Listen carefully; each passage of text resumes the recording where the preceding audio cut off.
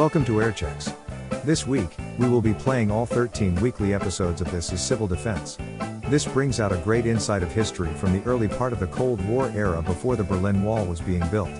The weekly broadcasts started on October 4, 1955 to December 27, 1955 and are each approximately 15 minutes long. We will be running these episodes back to back.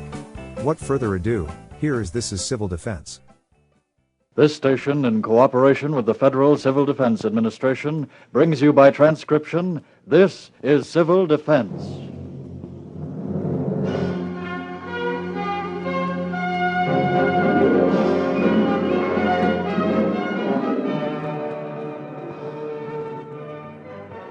This is the river, product of the heavens and of the earth, compounded of rain and snow, and at the source fed by the waters under the earth, the river.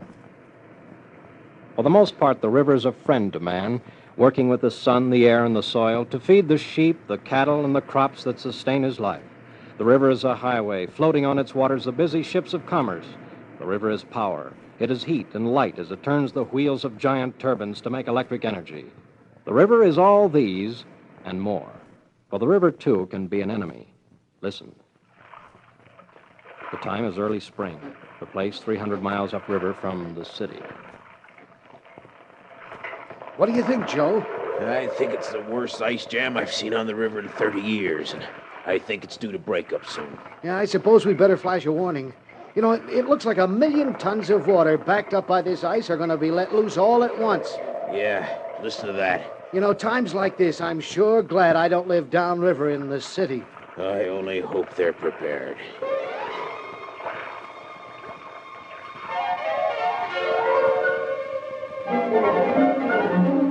How can you be prepared to fight a rolling wall of water? What can you do when a river strikes in fury? How can you deal with people who live in peace beside a friendly river and who believe that war can happen in Asia, famines and floods can come to India, but who refuse to believe that disaster can strike them? What can you do? How many are going to lose their lives in this titanic battle with the river?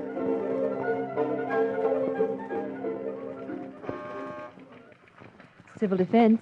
I'll connect you. Civil Defense. The line's busy. Will you wait? Civil Defense. One moment, I'll connect you. Yes, I've alerted the whole Civil Defense Organization. It's going to be tough, all right. We better give top priority to filling sandbags, build up the levees, get set for full mobilization. Use Plan D. Let's get the command operation going right away. Sure. I'll give you a call in an hour.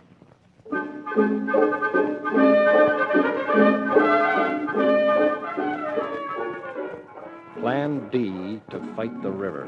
Let's see what that means. Sorry, I won't be home to supper right now. I'm on Civil Defense Fire Guard duty. Hello. Hello, Red Cross? Yes. I'm ready. I'll be down there in 10 minutes. Motor Carriers Association calling Trailer Unit 122. Come in 122. 122, over. Called once to evacuate furniture and household goods from farm 6 miles due west of highway. Now, here's the plan. We in Civil Defense have been preparing for months for what to do in case of disaster, whether caused by nature or an enemy attack. We have the cooperation of other organizations in this area. Remember, we evacuate people first, then livestock, then personal possessions. Civil Defense, auxiliary police, and fire squads will work directly with the regular police and fire departments. You have a list of radiophone operators and amateur transmitters. Here's a map showing the location of every emergency welfare center for feeding and housing refugees. In a way, this is war.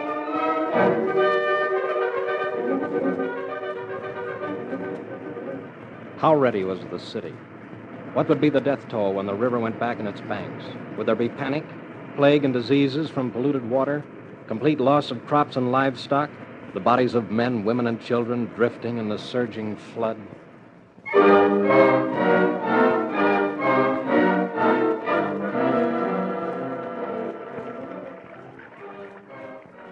I'm afraid we waited too long to move out, Mother. I never thought it could happen to us. The water's rising fast. Maybe we should go out onto the roof. They said the river was coming, but somehow I never believed it.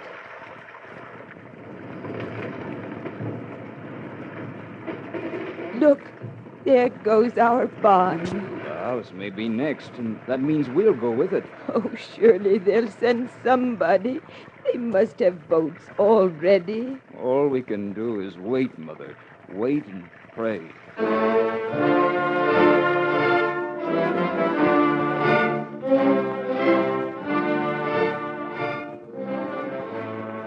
Not just barns and bridges and factories, railroads to be saved from the surging waters, but people, human beings, you and me. How many lives would the river take? Around their radio sets, other people in all parts of the country listen to the news. Listen, for instance, to CBS News reporter Ed Murrow, who gave an eyewitness story of the flood. At 5:30 this morning, we stood on the bridge over the river. It sort of strummed in an off-note key as the steel stood against the drive of the water. The bridge shivered and moaned softly. And when the crest came, we didn't know it. Now that there has come a respite, there has been time to look a little at how this battle was fought.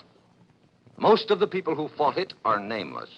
Some of them just waited for the emergency that didn't come. And as in war, the waiting is the hard time.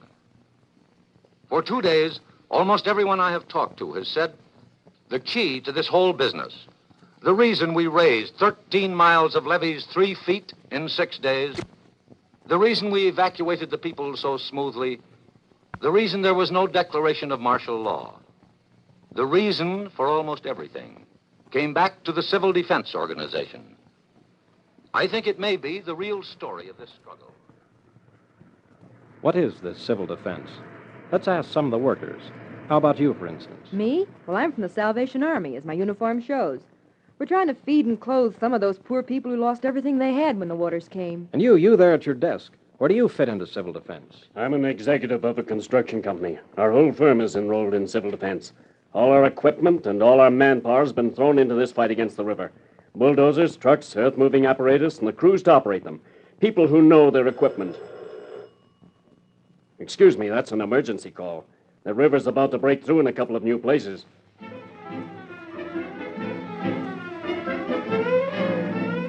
And again to Edward R. Murrow, who looked and reported.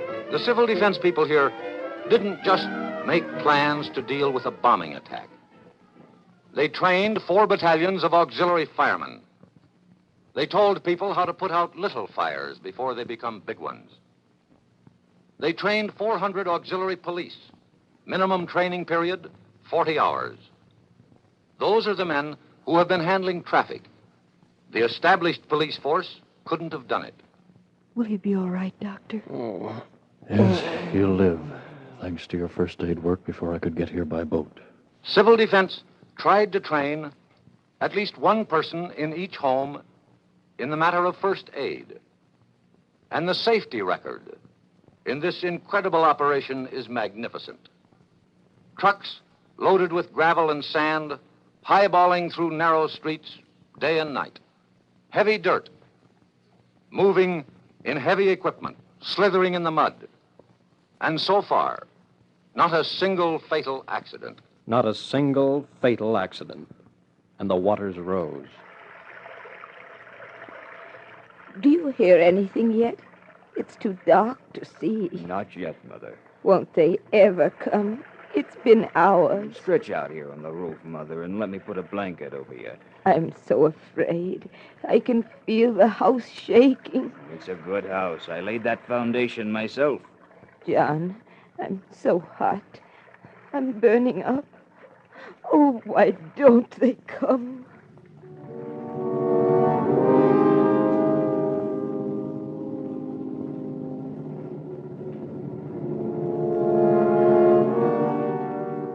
There were heroes in civil defense, men and women who never before in their lives had faced danger and death, who had lived humdrum lives, joining civil defense because they were needed and asked, but who thought real action was far off. People like this one. We might as well give up. The current's too strong. Oh, we can't give up now. If you'll hold the boat steady with the oars, I'll dive in and rescue them. Bill, you're crazy. You'll never make it. Oh, yes, I will. Here I go. Hey, can you pull over this way? I'm trying. Okay. Here's the first one. Easy. I think her leg's broken. Easy does it. Now for the kid. Okay, here's the kid. Good.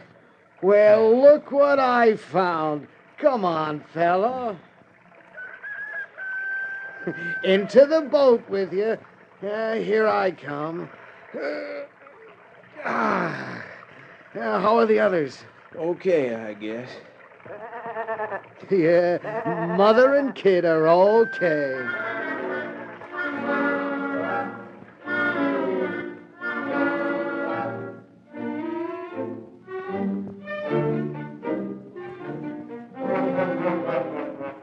Yes, human beings risked their lives to rescue other people. And livestock, household pets too, when they could. And the battle went on, directed by Civil Defense, with an army of people belonging to all walks of life, to all sorts of cooperating organizations. The battle was being won slowly. How?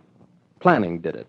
Ed Murrow knew when he broadcast these words. When the flood started, the authorities said, first of all, we ought to make a list of all the heavy equipment, all the trucks, bulldozers, and all the rest. And the civil defense authorities just reached into their files and said, all right, if you want it, here it is, all ready for you. We made it up months ago. We know exactly where every truck, bulldozer, every drag line, every piece of heavy equipment is to be found. And when men were wanted, civil defense had both the plan and the leaders. They hadn't recruited a lot of people and then given them nothing to do. But they had the equivalent of the staff, company, and even squad leaders. And that had all been established. Oh. Are you all right, Mother? It's so dark. How's the fever? First the chills and then the burning. Oh, why don't they come? I don't know. I've been praying, Mother. Water. You can't drink it. It's full of disease. Millions of gallons of water right up here to our roof, and you can't drink it. John. Yes? If I die, will you... Don't say that, Mother. Oh, I'm so sick. Help will come. It has to come. Maybe I can swim and bring help. Oh, no, you'd be drowned. I can't let you suffer. John, there's a light. Where? Over there. It's a boat. Call to them. Help! Help! Over here! Over this way! Hello! Flash a light! I haven't a light. Right this way, over here. Well, we'll have you out in a jiffy. Do you hear, Mother? The Lord has answered our prayers.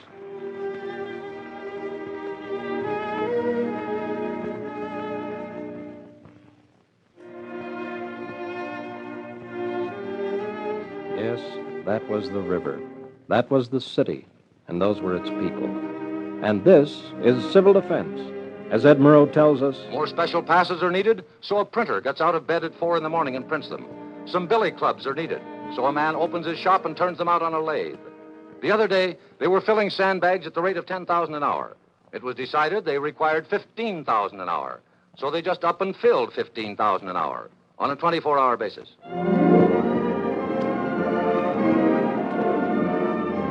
And who knows whether this year or the next there may be an enemy attack, or another river, another city, or another kind of war, where your services as a civil defense volunteer may save your own life or the lives of the ones you love. This one episode in a long line of civil defense services in natural disasters is based on the actual sequences occurring during the Missouri River floods of April 1952 in the Omaha, Nebraska vicinity. This is Civil Defense, brought to you by the Federal Civil Defense Administration, is written and directed by Jack Weir Lewis, and is produced and transcribed by the Rocky Mountain Radio Council. This station, in cooperation with the Federal Civil Defense Administration, brings you by transcription, This is Civil Defense.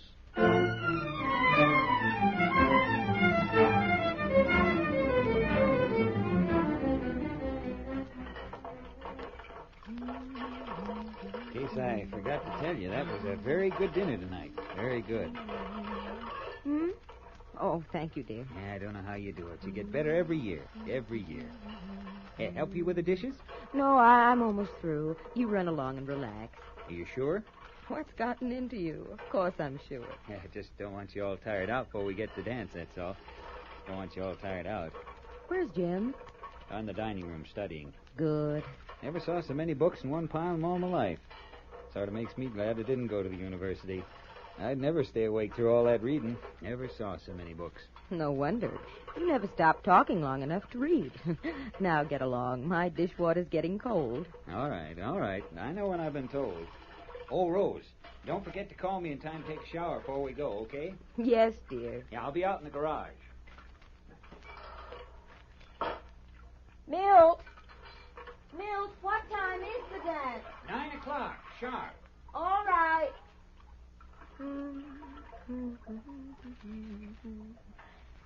Jim, Yeah? are you about finished with your schoolwork? In about 15 minutes, Mom. Need some help? No, I want to use the table when you're finished. I have some schoolwork of my own to do. Schoolwork? Oh, you mean for that civil defense course? Yes, and I don't like the tone of that laugh. Heck, I'm with you, Mom. All for it. You know that. I hope so. Between your father and his gentleman friends, I have all the defending I can handle, if you know what I mean. Sure, but give them a little time. They'll get with it. Maybe you're right. But that little time is a long time in coming. I'm sure I don't know what you'd have to put under them to stir up any kind of action. Well, you go on with your work, and I'll get ready for the dance while I'm waiting. I'm going out in a few minutes, so have a good time tonight. And don't let Dad get your goat with his what can you do argument. Here? I've taken care of that tonight. I'll study my civil defense while he's in the shower, and then if he tries to argue, he'll choke on a mouthful of soft water.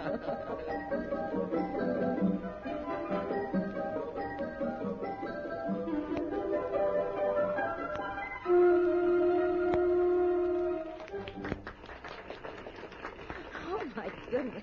I'm almost all out of breath. Well, I guess we haven't forgotten how to dance after all. Heavens, no. You and your twirling waltzes. Why, the pavilion's still going around in circles. Oh. No, this is not for us. Let's leave the floor to the hep cats, Rose. Hip. Huh? The word is now hip cats, dear. Any bopper knows that. Bopper? Oh, never mind, dear. Let's get back to the table. Marge and Harry are sitting this one out, too. Rose, what's a bopper?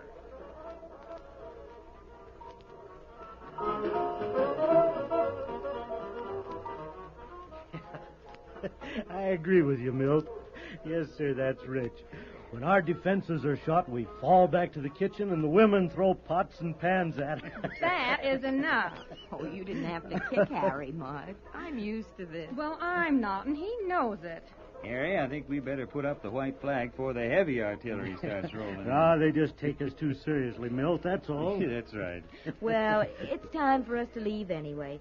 We have our last class in the morning. I'll pick you up in the station wagon, Rose. Say, seriously, what's all this about? This, what do you call it? Ground Observer Corps. So? We learned how to recognize the sound of airplane motors, how to identify planes by sight, and then how to report them. Report what to who? Planes, dear. Strange ones. To an air defense filter center. Oh. Rose, what's this filter center? Oh, you tell him, Marge. Well, why don't you take the course and you'll know? We need volunteers, you know. Uh-oh, we'd better go, Milt. This is a conscription party. No, Harry, it's voluntary. This is civil defense.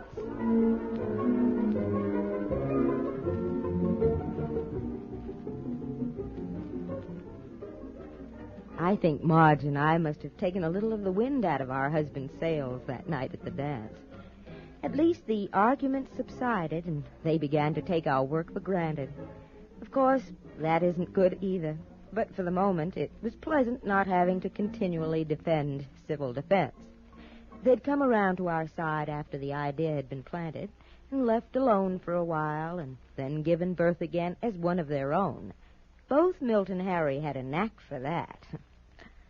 I don't remember exactly when it was that I started thinking about volunteering my time for civil defense. It didn't come to me all at once, though.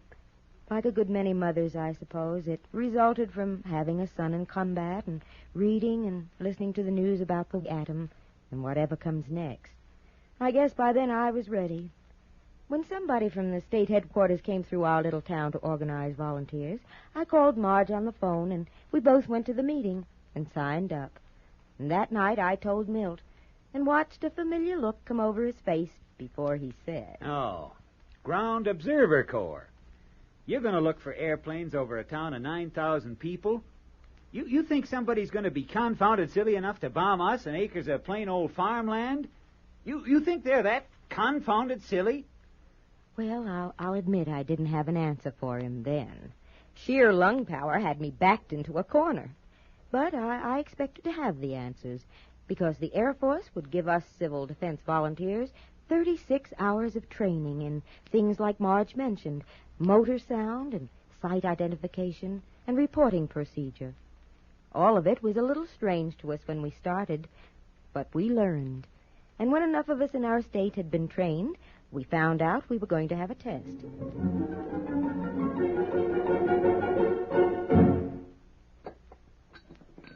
Do you want another egg, dear?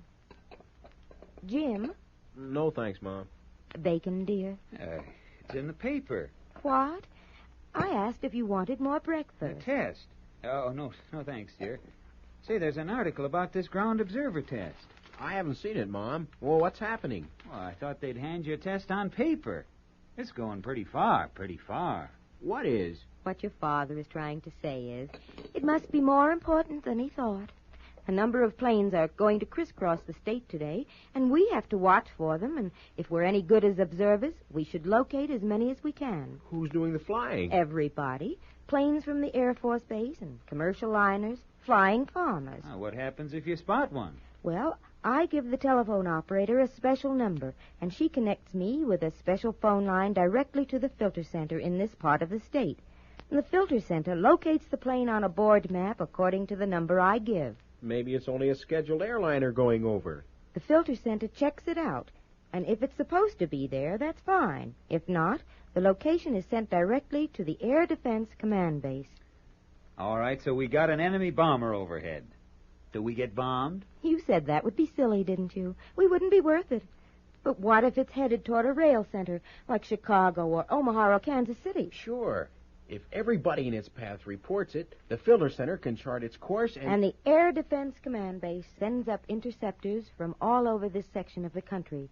And we have a chance to prevent the destruction of one of our vital cities. Have we done some good? I guess maybe you have at that. He's coming around, Mom. Don't let go of the reins. I figured on that, Jim. Well, Marge and Harry are coming for dinner today. She has the turn after mine. We thought we'd observed it together. Help me clear the table, Jim. And the air base sends up interceptor planes to knock the bomber out. How about that?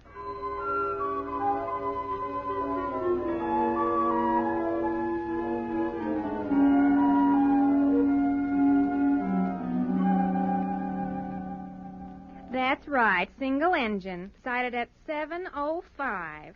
Goodbye. Well, gentlemen, what have you to say now? Are we or are we not full-fledged Ground Observer Corps women?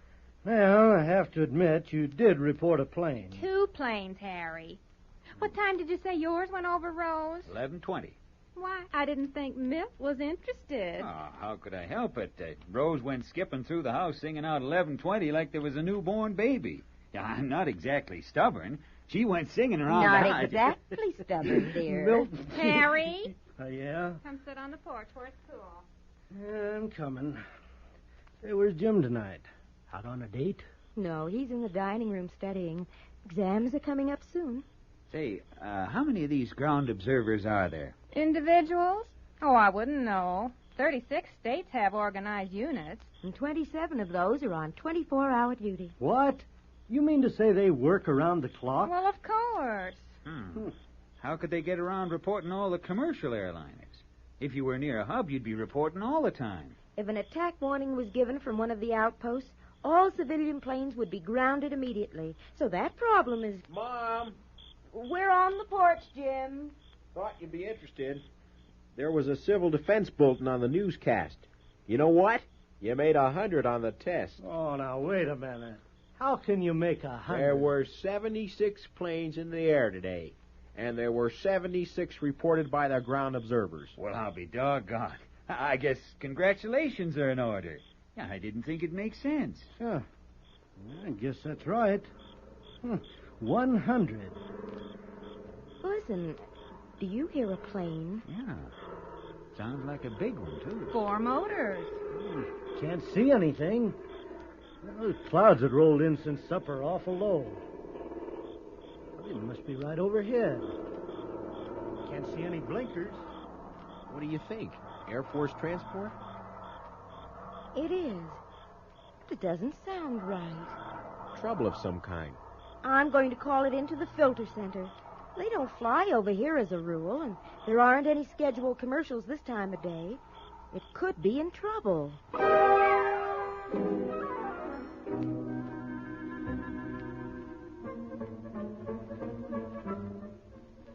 I did go to the phone and report the airplane to the filter center, and that it appeared to be in trouble, and finally turned and headed south from our town before we lost track of it. We were worried, of course, but aside from wondering what the trouble was, we finally stopped thinking about it. And then, about 2 weeks after our test exercise, I got a letter. It was from an Air Force officer, the pilot of the ship that had circled over our town after the test was finished. He'd gotten my name by tracing the communications that had passed on to the air base near us through civil defense. The pilot explained the mechanical trouble, which was more involved than I could possibly understand or tell about. But the last paragraph to the letter is what I remember. He said, "I believe that because you notified the base at which the ship landed through your ground observer corps channels, you saved the lives of my crew and myself. For that we are grateful, and much more, because the ship was carrying 50 men just returned from overseas duty. Our lives were in your hands, although you could not have been aware of it." That ended the letter. The base had sent up a plane to guide the transport to a landing, but whether or not this happened wouldn't have changed my feelings about my job. I didn't need convincing. Being an observer is a job that fits those of us who live in rural areas and small towns. Among us are railroad section crews, ranchers, housewives, and husbands. Harry, the way I see it, radar just isn't sufficient means of detection because of its limitations below 5,000 feet. Yeah, that's the way I see it, too. You know, not when the enemy planes can get through our existing defenses, it isn't. You know, the best way we can help is through the Ground Observer Corps. Yep, that's the way I see it, Milt. Yeah, gotta remember, Harry, those ground observer wives of ours are just as important as radar or air patrol. Gotta remember that, don't you think?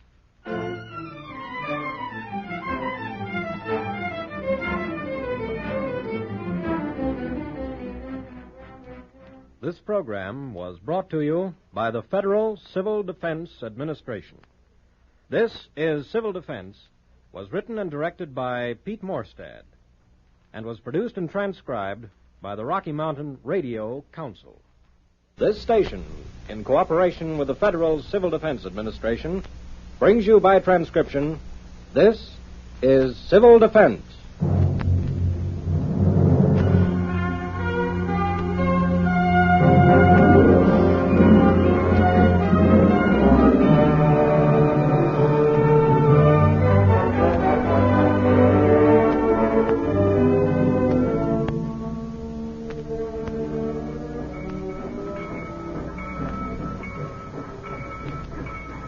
When you've been a railroad man as long as I have, even if you've retired, it's pretty hard to stay away from the sights and sounds you've lived with most of your life.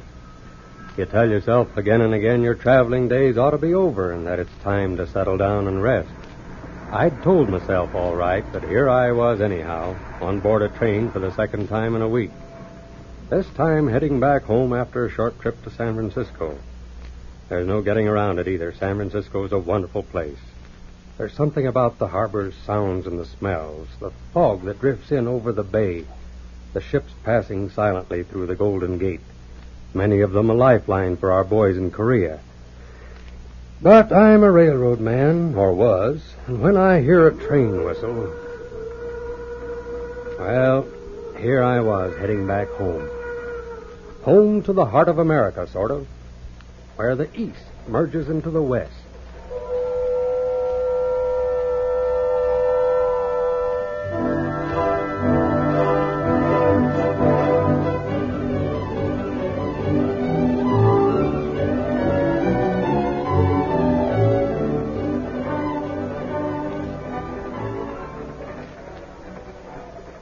It wasn't until I'd been aboard the train for several hours that I saw Jan and Robbie Boyd. Jan! Robbie! Let me look at you. My gosh, I haven't seen you for 2 years. Uncle Bill Kelly. Gosh, this is a pleasant Oh, surprise. it certainly is. How are you? Oh, you look wonderful. How Yeah. come you're not in your conductor's uniform? Isn't this your train? I've gone on the retired list. But speaking of uniforms, I see you're in the Army, Robbie. Yeah, medical corps. He just got back from Korea. Say, did you now? Well, I'm certainly glad that you're all... Second call for dinner. Dining car forward. Second call for dinner. Say, how about having dinner with me? Of course. Well, Robbie, how'd you leave Korea? Now, watch that door. With a whole skin, anyway. I was lucky. Made any plans? Not exactly. Maybe look into my old job if it's still there. Here's the diner. Why do I get so hungry when I ride the train?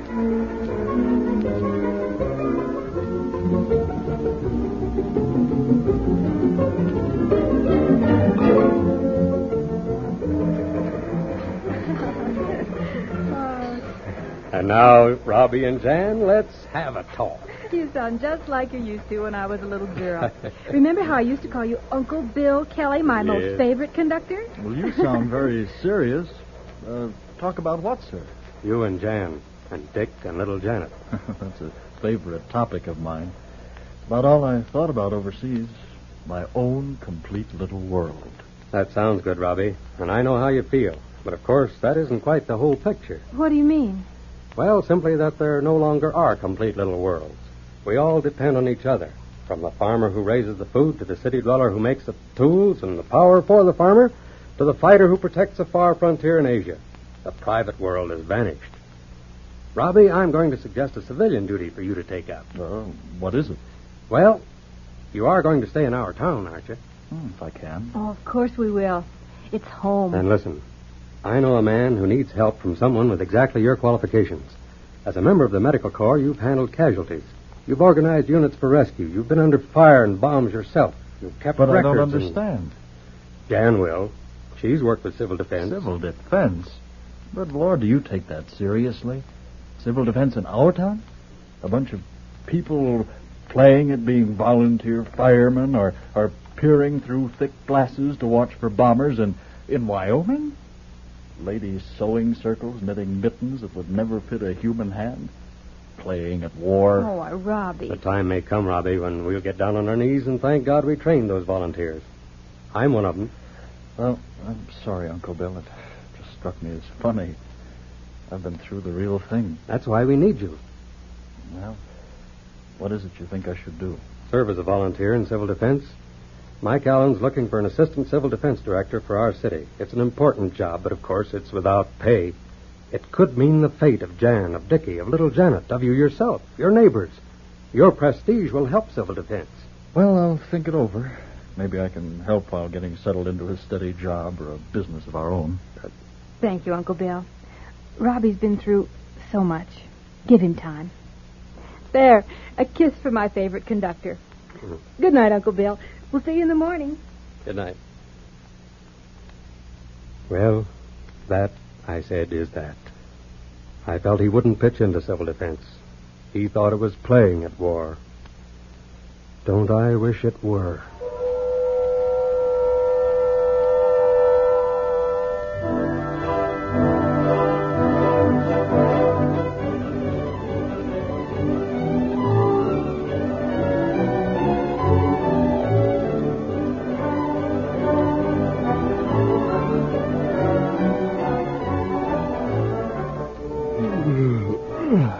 Well, Jan, want to turn in? I guess so. I didn't mean to be rude to Uncle Bill, but, well, it's not for me, that's all. No matter what anybody says, this business of civilians defending their front yards is silly. And in Wyoming, too. I've been in the Army long enough to know.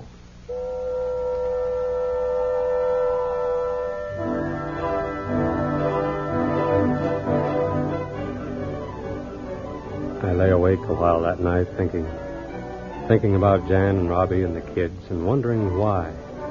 How people could be so blind to a danger that did come at Pearl Harbor and that someday could come again. And then, much later, I could never be quite sure whether I dozed off or not when it happened. All I do remember is a tearing sound of steel.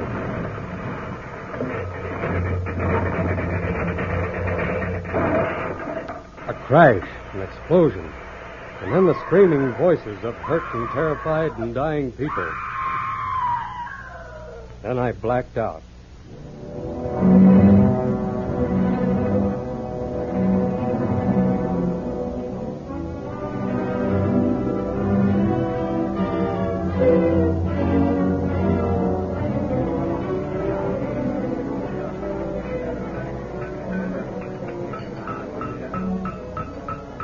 Next thing I remember is a flashlight glaring at me.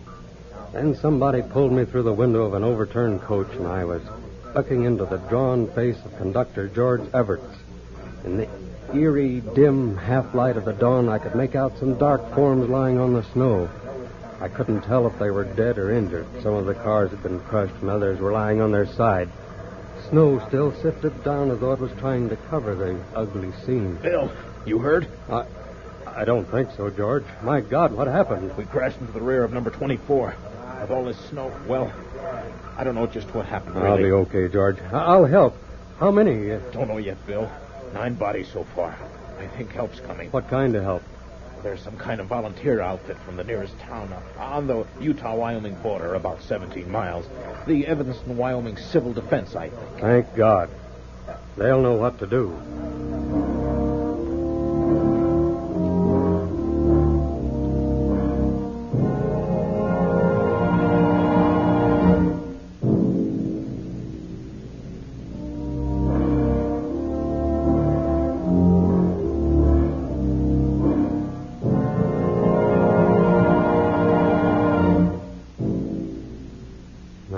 Dead, 42 injured, most of them seriously. 2 coaches crushed into a tangle. More people possibly trapped inside some overturned cars. And those lives depended upon a small, trained corps of men and women from a town of less than 4,000 people. Civil defense volunteers who knew that their town had less than 1 chance in a million of being a target in a total war, but who for months had been preparing themselves. Trained men and women who'd be ready to help distant communities that might be targets of an enemy attack, or who would be equally prepared to speed to the rescue of their neighbors in any emergency. They came with bulldozers to bridge the deep canyon to reach the train. Engineering crews risked their own lives to save others. Trained mechanics enrolled in civil defense brought compressed air-cutting chisels to get into the wreckage. Acetylene torches would have fired spilled fuel oil. This was civil defense in action. Efficiently, quickly they worked, as though all this were only a routine assignment. I'll never forget those scenes. There must be words to describe them, but I'm only a conductor. If there are, well, I don't know them.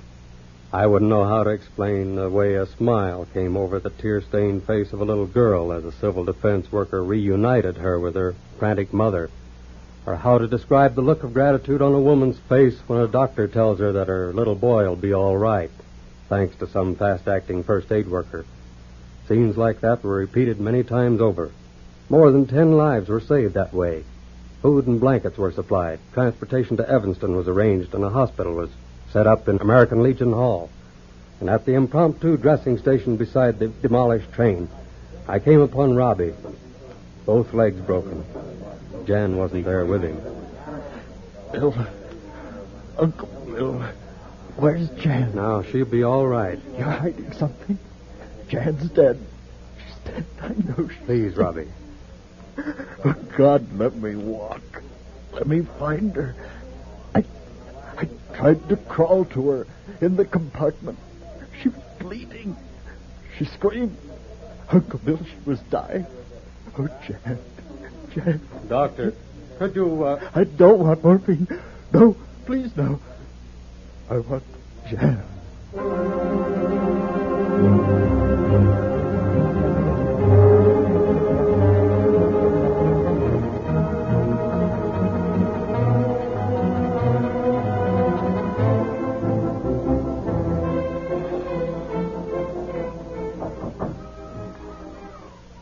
Hello, Robbie.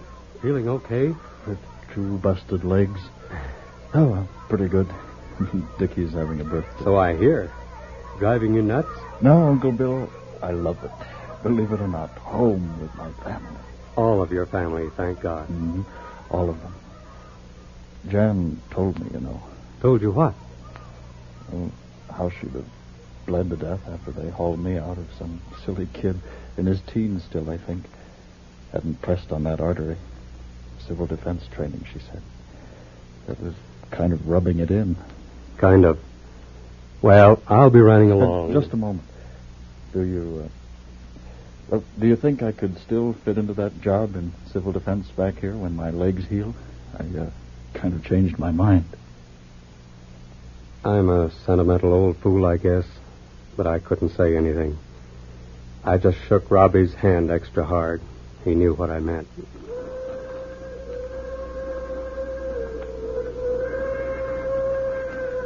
Then, someplace far off, I heard a train whistle. To me, it's the link with all the sights and sounds of America. America, where liberty and freedom are as normal as the laughter of a child. America menaced by evil, vicious men, because the golden light of liberty will always be a threat to those who do their work with the powers of darkness. My traveling days are going to be over, for a while anyhow. I'm devoting full time to organizing that Civil Defense Transportation Corps in my area. We've all got to be ready. We've got to be sure the light never goes out.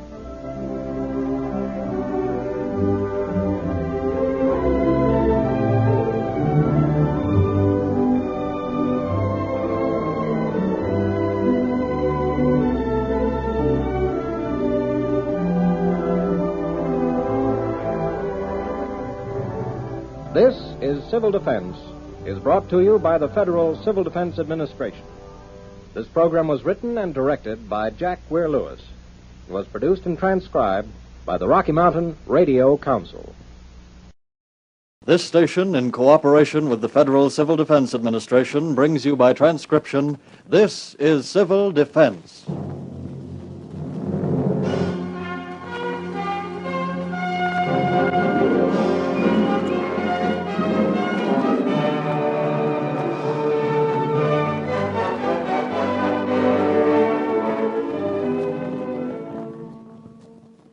When winter comes to our part of the country, we're pretty much cut off from everything. Gets mighty lonesome on the ranch sometimes, what with both the boys in the army to keep each other company. It's times like that you get a lot of comfort out of listening for familiar sounds like the occasional jingle of the party line, or the faint sound of the cattle out to winter pasture.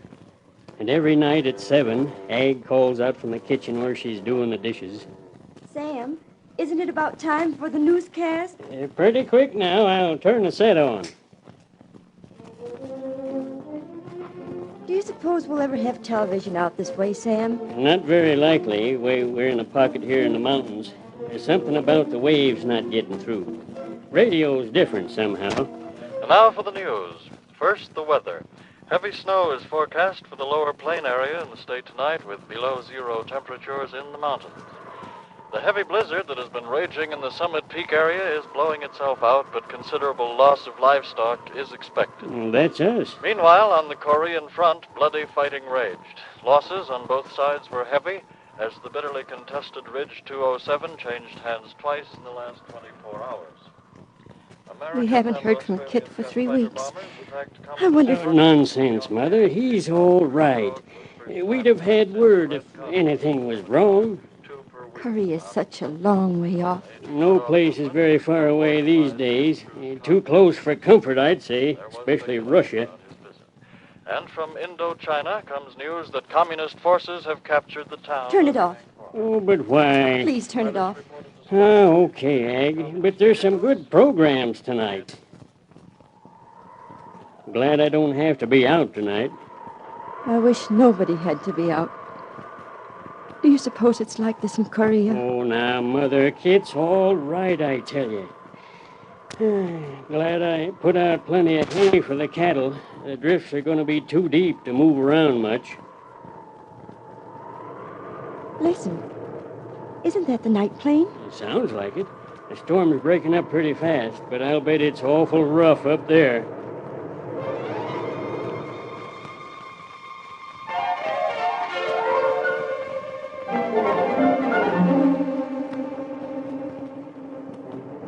Fasten your seatbelts, please. Fasten your seatbelts, please. Can I help you with the baby? No. No, thank you. I'll be all right. We'll be landing in just a few minutes. Oh, excuse me. That's the captain. I'll be right back. Hello, Tower. This is Flight 64, position approximately 45 miles west of your field on west leg of Summit Radio Range. Request landing instructions, please. Roger. Flight 64. You are number 1 to land runway 30, ceiling 500 feet. Visibility 1 mile with snow flurries in the area. Give us a call over the high cone. Oh, yeah. How are things back there, Pat? Pretty good. A couple cases of air sickness. Well, keep them quiet because it's going to get rougher. I'm going to start letting down in about 30 seconds. Will do, Joe. I'll be glad when we get in. This trip's been a rough one.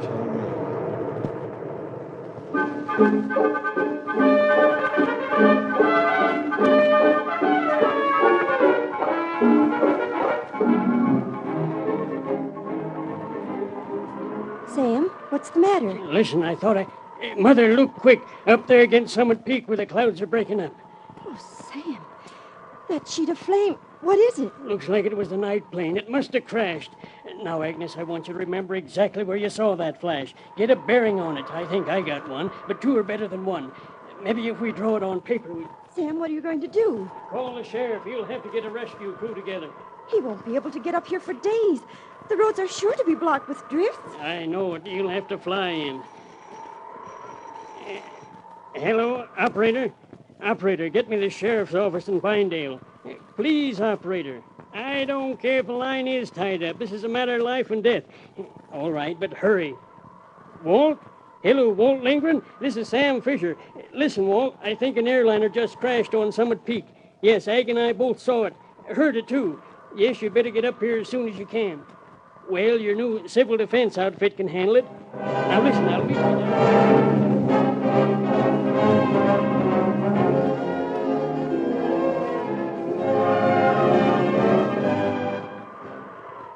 But, Sam, you can't go out there.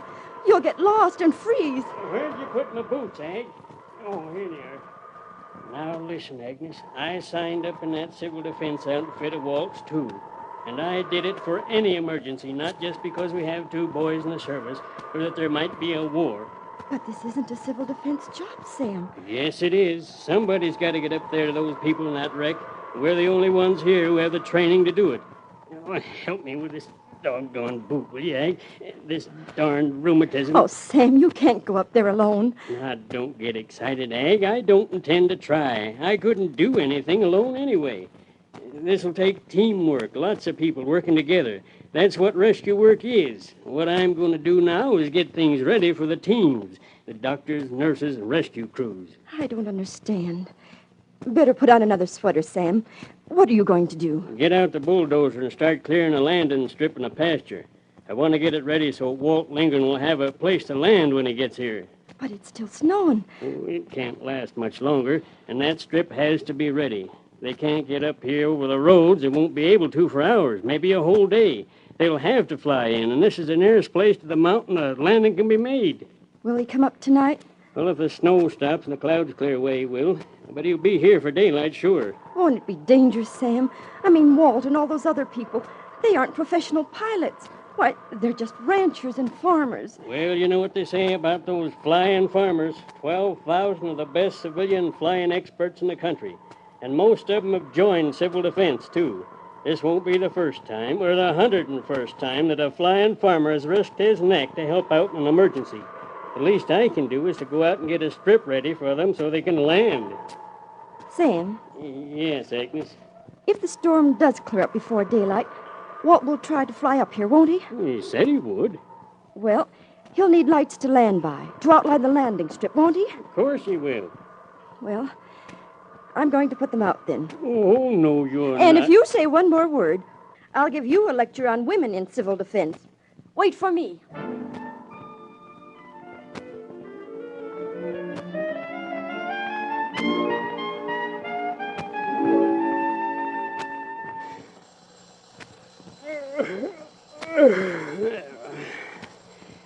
Well, an hour's sleep's better than none, I guess. You awake, Walt? Yeah. Daylight yet? We'll be in about half an hour. Oh, Agnes will get that phone. Better wake the doc and his wife, I guess. She go along with us? She's a nurse, isn't she? Yeah. Sam, What is it, Ag? somebody just phoned. 5 planes are headed this way with rescue equipment. Flying farmers and civil defense volunteers. Okay, we'll start out ahead, and they can follow when they land. Sam, you're not still going. Well, I know where the wreck of that plane is. Ready, Walt? Ready.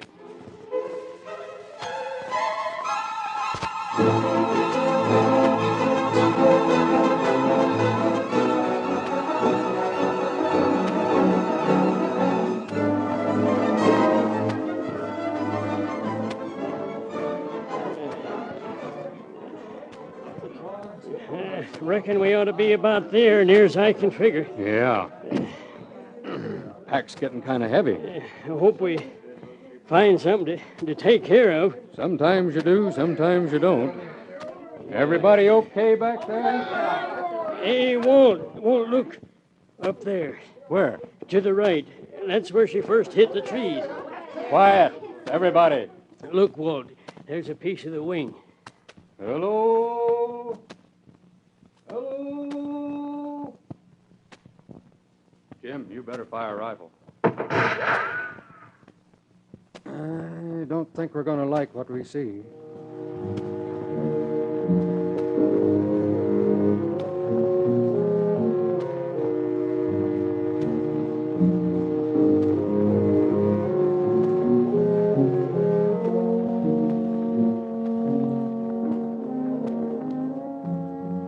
Maybe war's a little like this.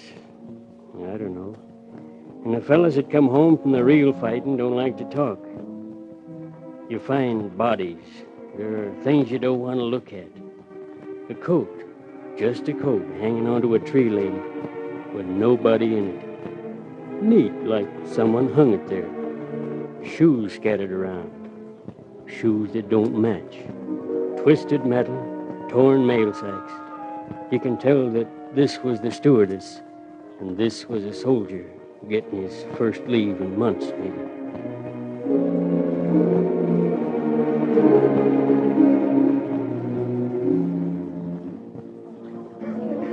For 2 hours we searched, in the fast disappearing hope that someone had survived and started down the mountain, maybe. But there was nothing. No sign of life. It began to look as if all our months of civil defense training and rescue work would not be used this time. Flying farmers in planes hovered overhead, ready to drop food, medicine, supplies if they were needed. They weren't. Well, Sam, I guess this is it. We might as well go on back. In a couple of days, maybe, we can bring weasels in, clear the wreckage, and carry out the victims. Yeah. Well, that's life. Or that's death. You know, Walt, you did a wonderful job of organizing the civil defense outfit here in the county. Too bad we didn't have a chance to help this time. But just the same, it's good to have. Hey. What's the matter? Thought I heard something cry. Bobcat, maybe. We'll still find a few of them. Sam, that's a baby. Oh, it can't be, Walt. No kid could possibly... Quick, over this way. My God, it is. Sam, it's a baby. And it's alive.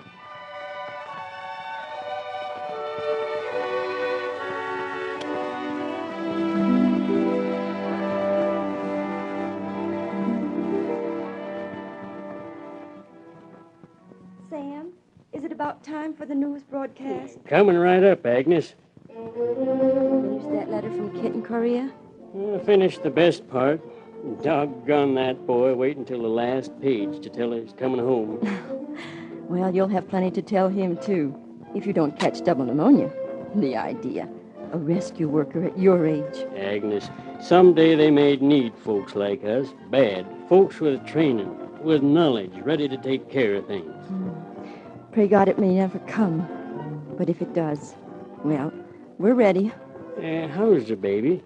The doc says it's going to live.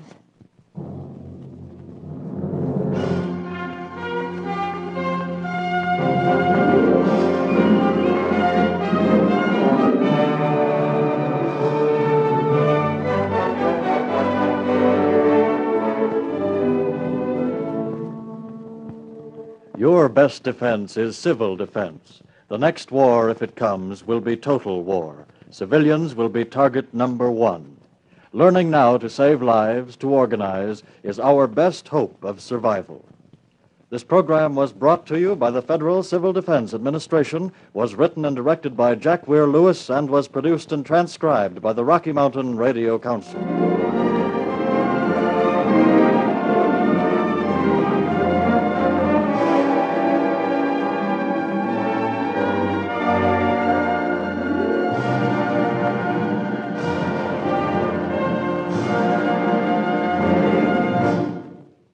This station, in cooperation with the Federal Civil Defense Administration, brings you by transcription, This is Civil Defense.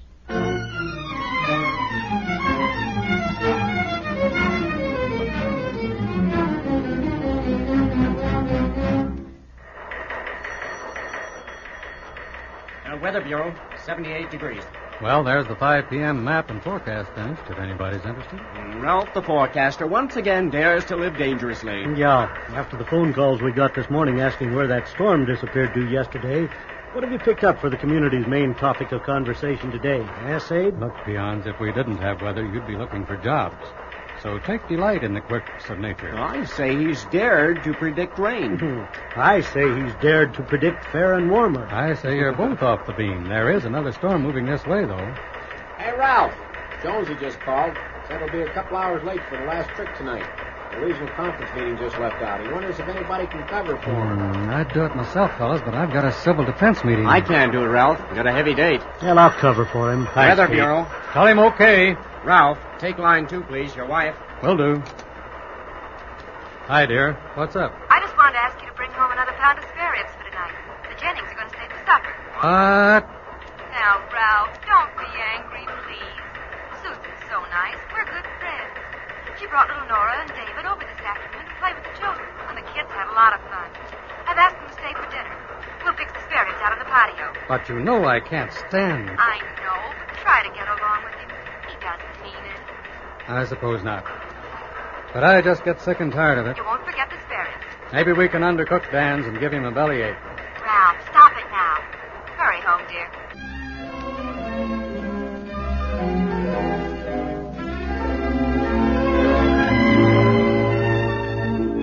There is the man who hasn't taken a verbal poke in the nose at the weather forecaster. And the Midtown Weather Bureau, where I was one of those guys, came in for its share of the razzing. But once in a while you run across the needler who gets under your skin because he makes fun of even a logical explanation. I know I wasn't the only one who resented Dan Jennings' needling. He was just that way about everything with everybody.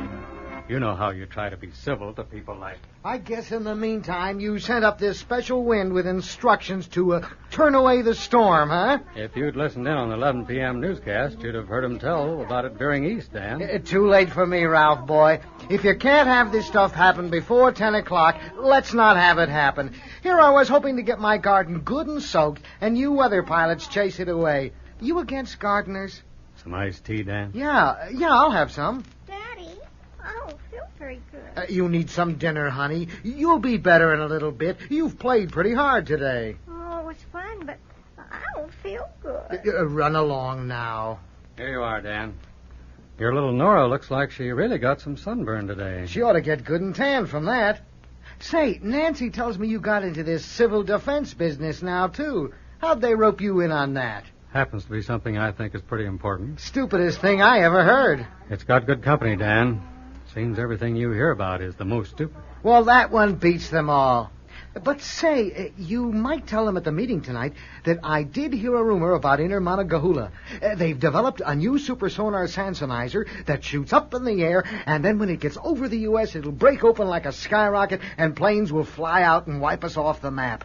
We'd better be ready. Sure, I'll tell them. Hey, what's your job supposed to be in civil defense? Or are you like everybody else I talk to? Don't know exactly what they're supposed to do. They all have an assignment. Yeah? Well, what's yours? Mobile support. Mobile support? Now, what's that supposed to mean? You wouldn't understand if I told you, Dan. You wouldn't want to. Supper's ready. Come on while the spare ribs are hot. I'm coming, Nancy. I'll take mine. Well done. You would.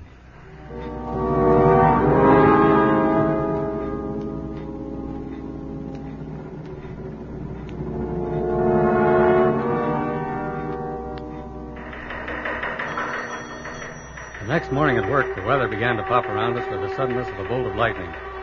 Several nearby windstorms started corkscrewing all over the map. Some rooftops were blown off in 2 towns east of us. A few minutes after 9, a severe weather bulletin came in over the teletype for our area, indicating the possibility of tornadoes striking up within a matter of few minutes.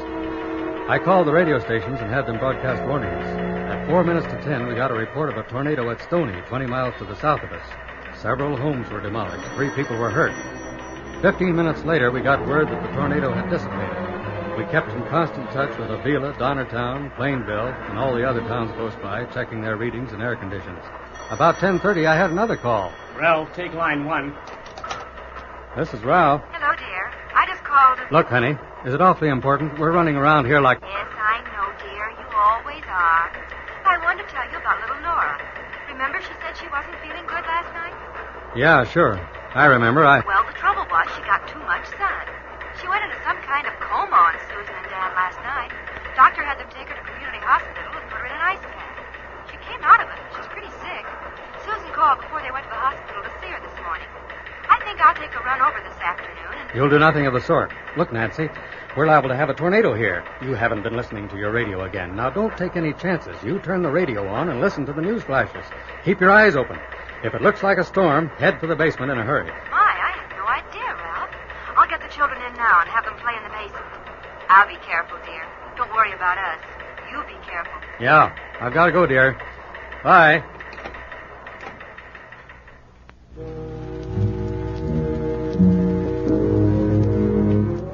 We'd been going at a rugged pace since I came in that morning. I sat down a minute for a smoke and to think. Midtown was the largest town in the danger area. If it hit us, we'd need help, plenty of help, all kinds of help. I suddenly remembered my other job. The thought of it lies in the subconscious of your mind all the time. You never know when you might be in that job on a moment's notice. It's the way all of us in civil defense feel. We've got to be ready. I went in and talked to the chief about it. He understood. Then I put in a call to the city's civil defense director. He agreed on what to do in case. 10 minutes later, looking out from our Weather Bureau tower at the airport, we saw it coming. It skittered around on the horizon like a bucking bronco, moving in on us like doom. The black funnel took on an almost mushroom-like shape, and I gulped twice. Was I looking into the future? We got another call into the radio stations. Then, it hit.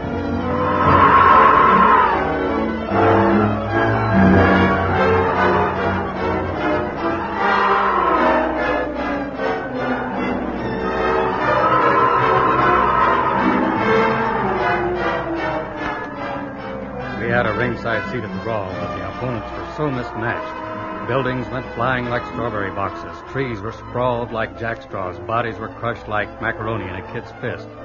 For 12 minutes, the Goliath gave vent to his fury, and 43 helpless people were killed immediately, 280 seriously injured. That's what I found out later. I waited until most of the blast appeared over, and then grabbed my car and dashed into town. Nancy and the children were safe. Luckily, it missed our section. It cut a north-south path just off the center of town, just like you'd wipe a streak across a dirty window with your finger. I pulled up in front of the Civil Defense headquarters at one of the outlying schools in the southeast part of town and ran inside. I was in my other job now. The director snapped some orders to me the minute I arrived. Good boy, Ralph. We'll need everything in Plan B. Tell them especially medical teams. The Twister leveled 3/4 of Community Hospital. Half their doctors are dead.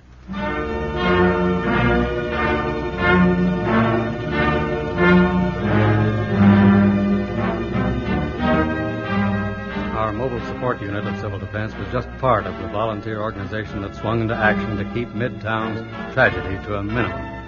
I had trouble getting through to some of the nearby towns because phone lines were down. But finally, I knew we were going to get enough help. Thank God we had planned for such a catastrophe. Thank God these people had trained themselves. They came from towns as far away as the state capital, just as they might have to come someday if the big city is bombed by the enemy. In they came, medical teams, transportation teams, engineering teams, electrical teams, Red Cross feeding and shelter teams. Within 3 hours, these teams were working efficiently. I went around checking some of the locations. The debris was fantastic. Hi, Ralph. Hi. The Red Cross feeding station's all set up. Worked out like we'd planned. Good. We should be able to take care of 400 people an hour. Where's the other station?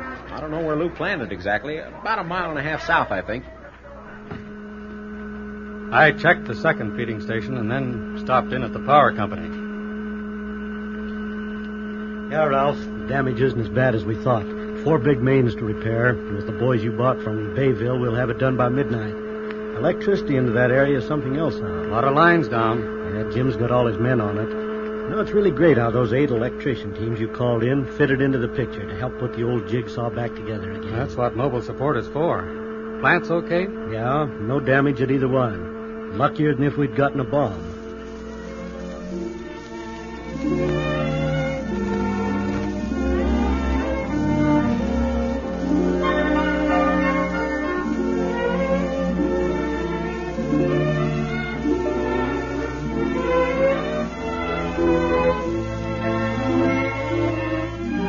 As I made my rounds, the confusion was slowly being straightened out. People separated from their families, the homeless being directed to a place to stay. Demolition teams were clearing streets. Part of them were mobile support units from nearby towns.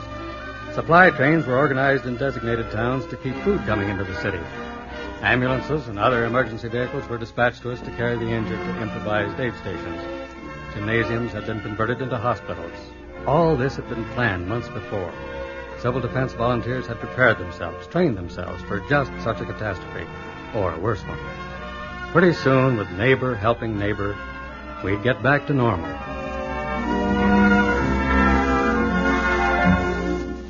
I checked the medical facilities last. The teams of doctors and nurses had the improvised medical facilities working efficiently. But Community Hospital gave me my biggest shock. It was hardly there anymore. 17 persons were killed in the hospital alone. 5 were doctors. It was toward evening that I suddenly ran into Dan. He was coming out of the only part of the hospital that remained standing. I flagged him down. Ralph, I've been through a miracle today. I'll never believe it. Where were you when it hit? Here, visiting Nora. I don't know why her part of the building wasn't hit. Maybe to give me another chance. Is she all right? Yeah, she'll be just fine. And they haven't neglected her, in spite of all this mess. Doctor came in just a few minutes ago. Yeah, I used to know him. He's practicing over in Bayville. Said he's been here since 2 o'clock. He told me how their civil defense unit got a call from you right after the tornado, and how all the nurses and doctors and truck drivers and machinery that could be spared came over, and how they came from other towns, too. Yeah. We've got a big job on our hands, but it could have been worse. Yeah, I know what you're referring to, and I figure I can help if you'll tell me how. I can see now how we've got to be ready, and I wasn't, Ralph. Looks like I've got another chance. Oh, I don't know how to say it, Ralph, but tell me what to do. Give me a job. Count me in on this civil defense, starting today.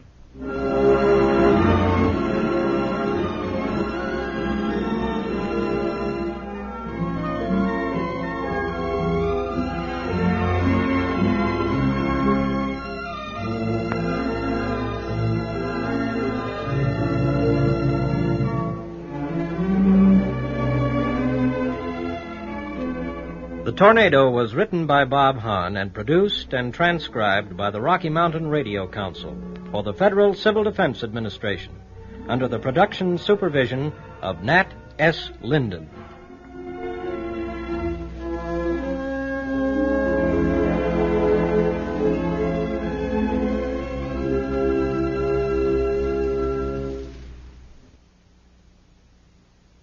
This station, in cooperation with the Federal Civil Defense Administration, presents by transcription Men of Action.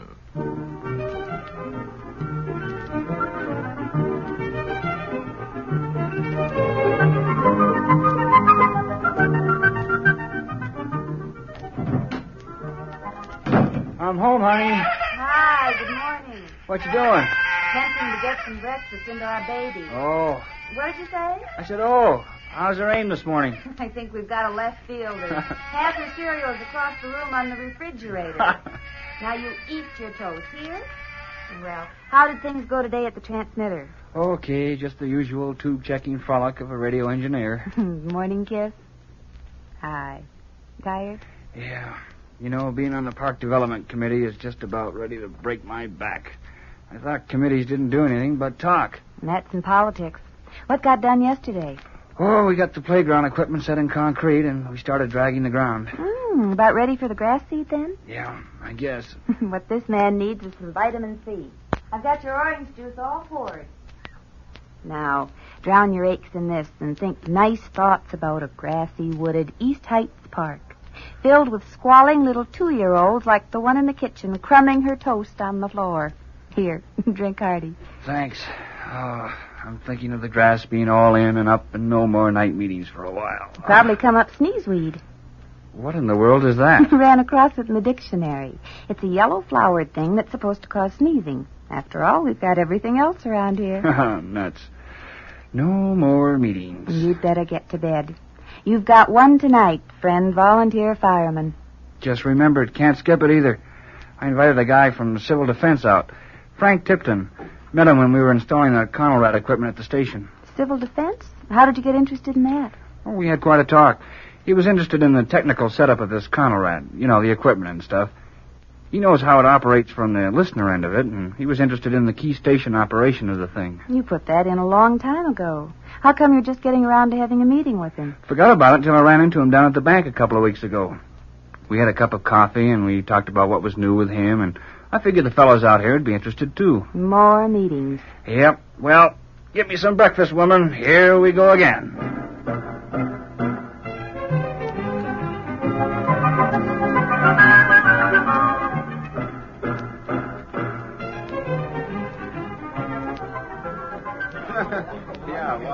Well, I think we've had enough time now to talk over the motion. Let's put it to vote. Those in favor raise their right hands.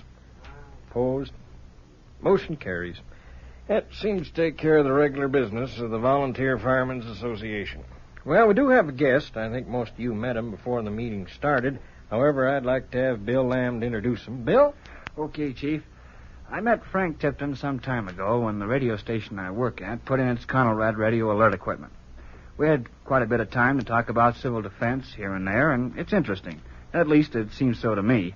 And a lot of it, the training in it and the objectives, is right along the line with this volunteer firework. After all, let's face it, most of us are here in the fire department to provide protection for our families, our homes. And with good fire service, the insurance rates on our homes are lower. I think maybe civil defense fits into that thinking somewhere also. Anyway, that's Frank Tipton's cue. Well, thank you, Bill, and I'm taking it. And I'd rather not make this a formal speech if you fellas don't mind. Hey, that's fine with us. Well, that's what I thought. Well, this is low pressure. I am sincere about what I'm going to say, though. I want you to ask questions any time you want. Now, first off, by title, I'm the Deputy Director of CD. I'm paid in my job. And this is going to be a talk about volunteers. I'm putting it on the line. CD is volunteers. Still? That's an Army voice, right? So right. Okay. Well, so in the Army, the rule is don't volunteer. Amen. Yes, and outside the Army, you're a volunteer fireman. Look at me. Well, it just shows that your thinking changes as your situation changes. Now, Bill and I talked about this new development of yours, East Heights, and the number of you who are regulars and ex-GIs. Most of you. Now, as such, you went through almost man-killing preparations for war. You cussed and rebelled at boot or basic training just as I did. But somewhere along the line, you were upgraded. And with the rank, you learned an old axiom. As long as there was cussing, there was nothing to worry about. Silence from your men caused the worry. Now, there was a reason behind the driving training. It saved lives when the chips were down. And as tough as that military training had been, it was made easy by the vision of a tangible enemy that brought home sharply one unequivocal philosophy. Now, all of you remember it. Kill or be killed. Oh, man, I can still hear my old CO barking it out. Old Captain Gallup. Yes, and everybody had one like him, if they were lucky. You know, some people can't see training unless that enemy can be seen.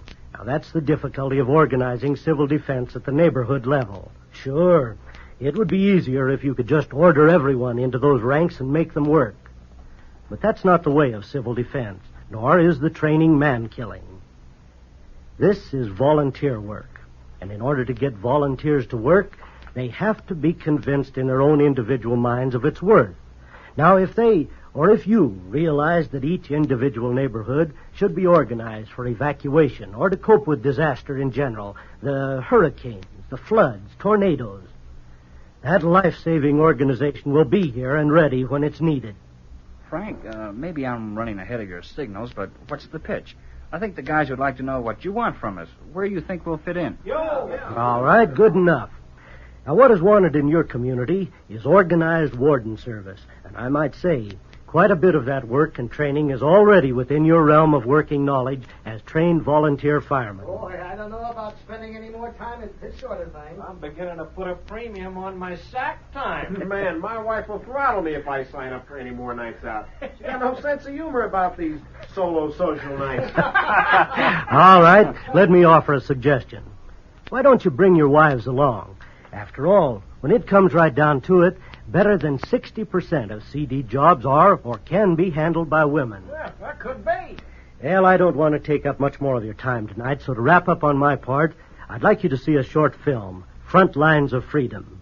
Now, it deals pretty graphically and realistically with our vulnerability to attack, and with the story of our air and warning defenses. It ends with a civil defense moral I don't think you'll forget.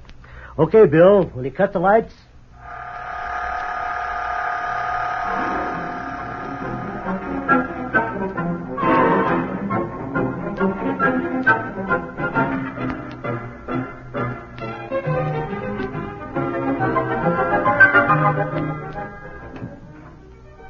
You're home early. I just wanted to check on the sprinkler system at the park.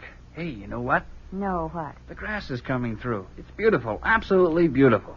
It's only been, a couple of weeks? Oh, a little more than that. But you've been up there on your hands and knees begging it to grow. How could it help it? I'll get it. Hello? Hello, Bill. It's Frank Tipton, Civil Defense. Frank, what's on your mind? Well, to tell the truth, Bill, I'd like to push for that joint meeting of husbands and wives out there. You know, it came up at that meeting last month. Do you think they'll go for it? Hold the line a minute, Frank. Pat, it's Frank Tipton from Civil Defense. Remember when that last meeting was over and I talked to you about his idea of getting the wives in on this thing? Mm-hmm. You want to go ahead with it? Yes. What do you think? Will the gals be interested? Oh, they might once they knew something about it. Of course, it'll put a strain on the babysitter problem, but we should be able to work out something. Frank, just talking to Pat about it, I guess we can try anyway. When? Well, I'll leave that up to you. Let me know, Bill. I appreciate your help very much.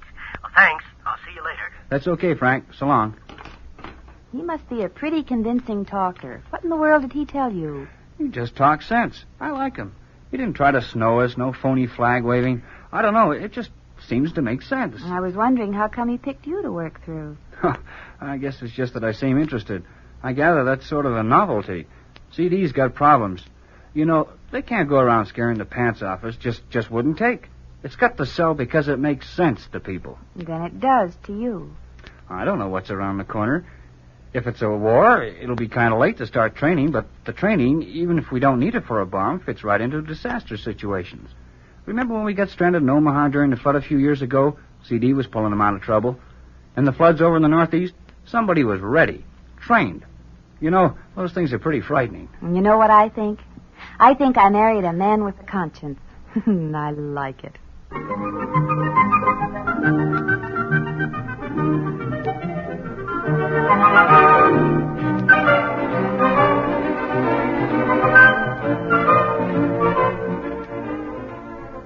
that at some length is why I had hoped you wives would come to the meeting with your husband. You know, there aren't any big, dark secrets about this civil defense. You have to know as much as your husbands do, if not more. Well, I can smell the coffee brewing, so just let me go back over a few of the points and then on to the refreshments. Well, we've covered most of the civil defense warden functions, particularly mobilizing your neighborhoods for evacuation and aid to the handicapped. Now, we've got to acknowledge that radioactive fallout will undoubtedly be a threat in this area. Now, shelter must be planned for. Also, more cover if one is caught in a place where no shelter is available, especially if the alert is given in a major city. Now, East Heights being a suburb, there's the possibility of the neighborhood becoming a place to receive evacuees. Now, rescue, getting yourself out of a building in which you might be trapped, what we call self-extricating methods. Now, these things you should know in addition to assisting your neighbors. So, this is warden service. People working in their own neighborhood, registering people. The aged who may be alone at the time will need help.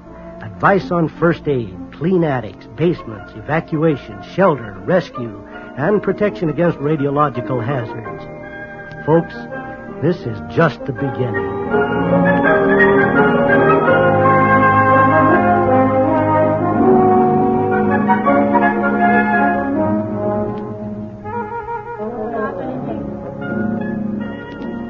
More coffee, Frank? Thanks, Patty. I'm a little dried out. Well, they listened, Frank. I really think they did. Will they do? Hi. Am I breaking up something? No, Art, roll in. Frank, this is Art Macon. Oh, nice to meet you, Art. Say, you were the one... I'm the one that was heckling you last time. I hope you didn't take it seriously. You were a good foil. Volunteer. Fair enough. I've got a confession to make. I've been thinking there's an Air Force base on one side of East Heights here and an Army hospital on the other. Mm-hmm. My point is this. I'm regular Army, like quite a few of them in here. What'll happen? Come some emergency, we'll be called to duty. Our families will be alone without this CD protection we've been talking about. In a nutshell, I think I'd feel better if the guys in the neighborhood were organized. That's my buck's worth. Make sure your wife is interested, Art, and you'll get your dollar's worth. We're joining the men. She'll buy it. Well, I better get in line. It looks to me like his hands are already full of food. No, he means the other line over there. I put up a roster sheet so that any interested souls might sign up. For CD, that is. At the moment, it appears to be out pulling the coffee line. But like you said, Frank, it's only a beginning. Well, I think maybe it's a good one. Thanks, Bill.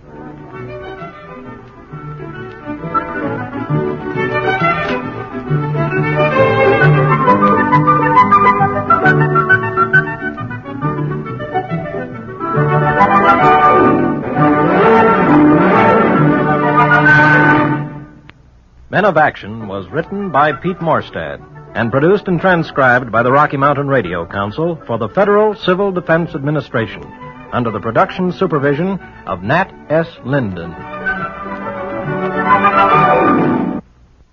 This station, in cooperation with the Federal Civil Defense Administration, presents by transcription, You Shall Have Food.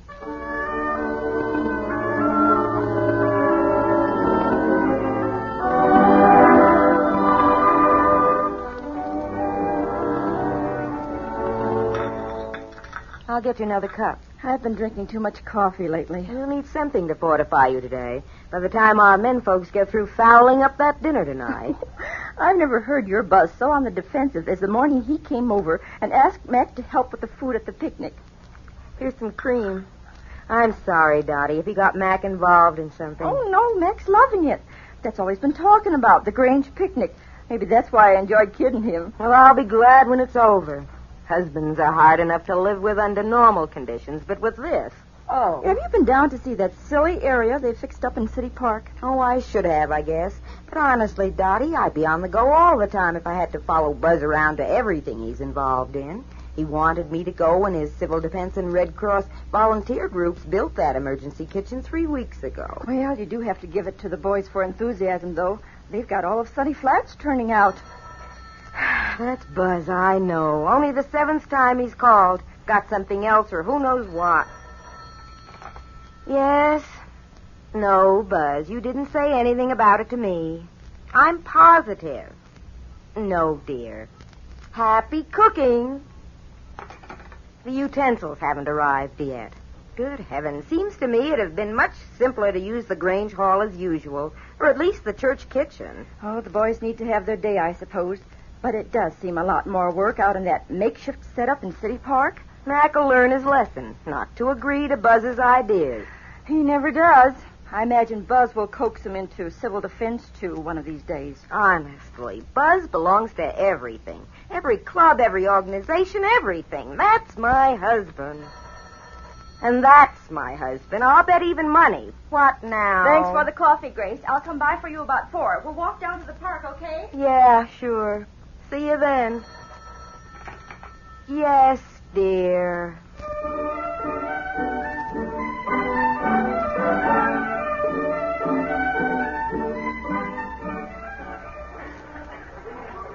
That's sure a funny-looking contraption, Buzz. Works, though, doesn't it, Mac? Yep. What do you call it? Crossfire trench. See, these 2 trenches are dug about 8 feet long, and a foot wide, and a foot deep. They cross in the center, so you have an X. You make that grate in the middle out of pipe? Sure, anything round will hold a kettle. The fire's built in the middle, see, and you set a big kettle in the grate. Oh, why do you have that metal covering 3 of the sides of the trenches? You just want the open side facing the direction of the wind, see? Then you got a good draft for your fire. What's that, Mac? It's a barrel oven. Made out of a metal barrel? Yeah, an oil drum, isn't it, Buzz? It makes a swell oven. We're going to have hot rolls. Warming him in there in that oven by that hot plate over there. Well, like I told you, the idea is that this emergency kitchen can be built in a real short time out of debris you might find in a town after a flood or tornado, things like that. Red Cross and civil defense workers who know how can build a mass feeding setup like this and handle a lot of people in time of disaster. Buzz convinced me.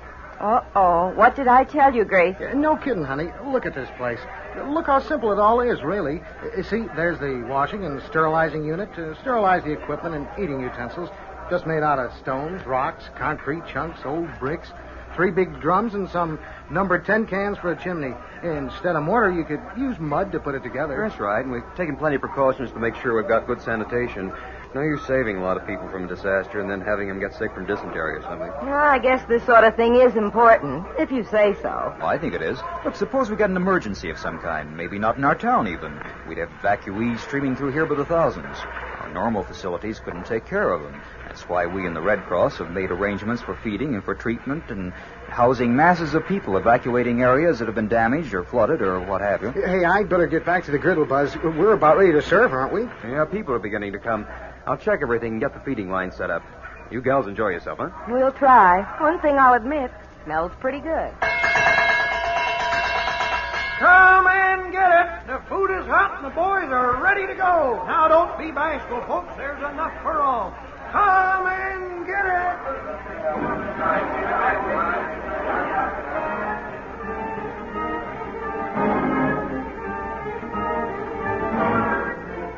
Any more latecomers, Buzz?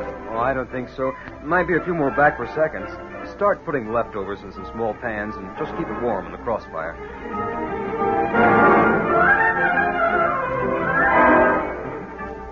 I'm not sure what part Mac and Buzz were directly responsible for, Dottie, but everybody seems to have enjoyed the food. They'll claim credit for all of it. But imagine those men baking apple pies in makeshift ovens, even if they were pan pies. Maybe we misjudged them, Grace. Best pie I ever tasted, ma'am, but don't tell my old lady.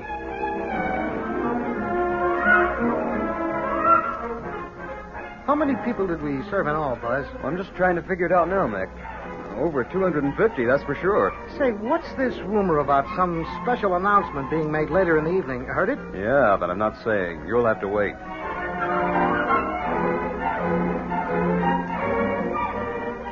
Time for the entertainment, everybody. Now we'll just gather over here by the bandstand, and everybody just carry his own chair, drag a bench over there. Now, come on now, the evening's just begun. Yahoo!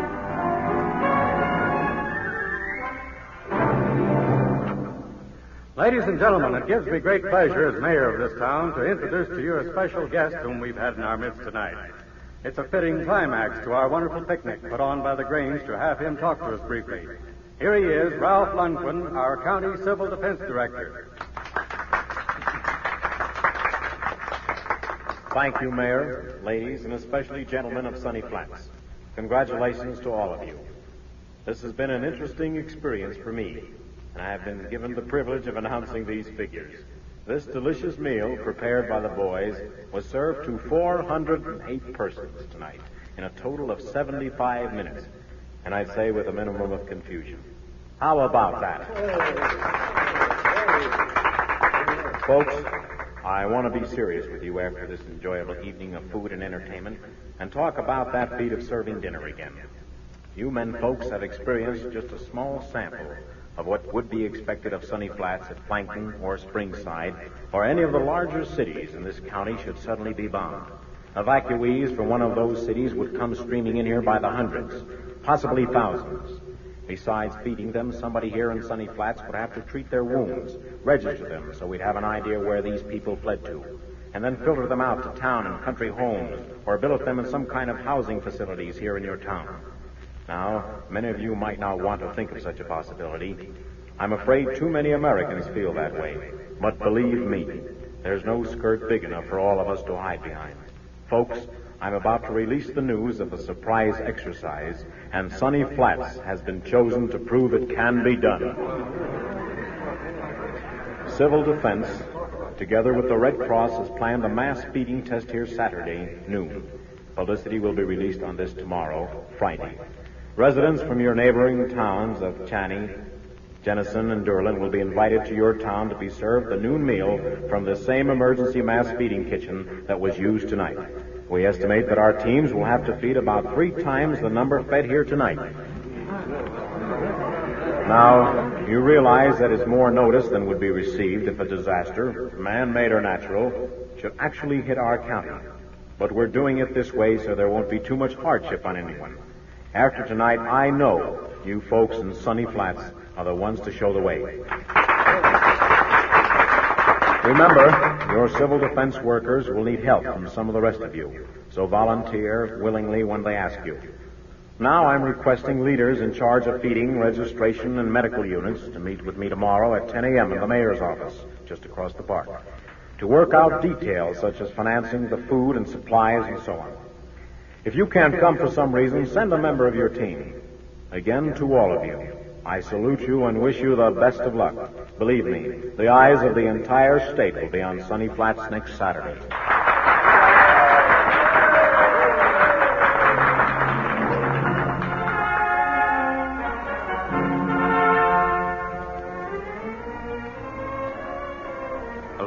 Hello, Jameson? This is Buzz. Yeah. Say, I was just getting ready to go down to the meeting at the mayor's office and figured you'd be an important person to have along since you own the biggest food market in town. How's about joining me? Good. Yeah, I'll come by for you in about 5 minutes. Okay, so long. Well, Gracie's coming. You sound as pleased as a mother with a new baby. We need every new recruit we can get. How about you? Oh, now, wait a minute. One in the family is enough. Not the way I see it. Only when everyone in the family is working with civil defense will we have enough. I should be doing something, I suppose. But I'm sure you're taking care of everything perfectly without my help. You always do. Well, that sounds like a crack. But I'll disregard it until I get enough people to make up 3 feeding teams. Really, Buzz? With you in charge of the mass feeding exercise, if I get in there, too, you know how people would talk. We're trying to run things and all that. Well, there are a lot of other places you can fit in, Grace. Ground observer, first aid, communications, home nursing. Later, Buzz. You'd better be going. Oh, gosh, yeah. Well, anyway, besides Jameson, I got 2 other recruits this morning. Who? Mac and Dottie. You're about the only holdout left. So long.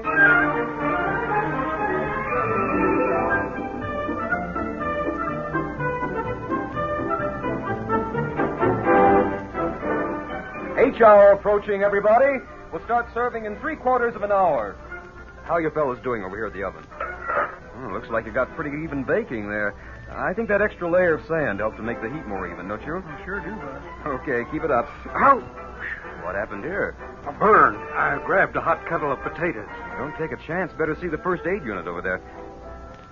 Hey, you guys have got too high a fire into that sterilizing unit. It'll get hot enough without it being that high. You'll burn out the equipment at that rate. Looks like everything's on schedule, fellas. You're doing great. Let them come!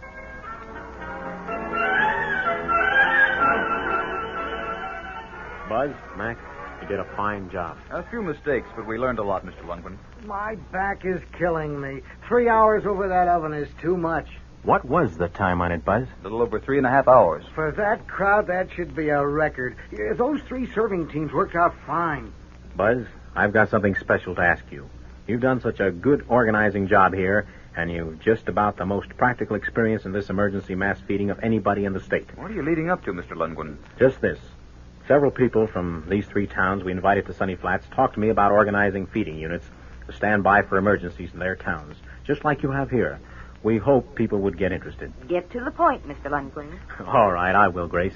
The Red Cross and I want your husband to help set up similar mass feeding units and build similar outdoor kitchens in these 3 towns. Oh, now, wait a minute. I've got my hands full right here. That'd be an awful lot of work, and besides, it'd take me away from home a lot this summer. But you'd like to do it, wouldn't you?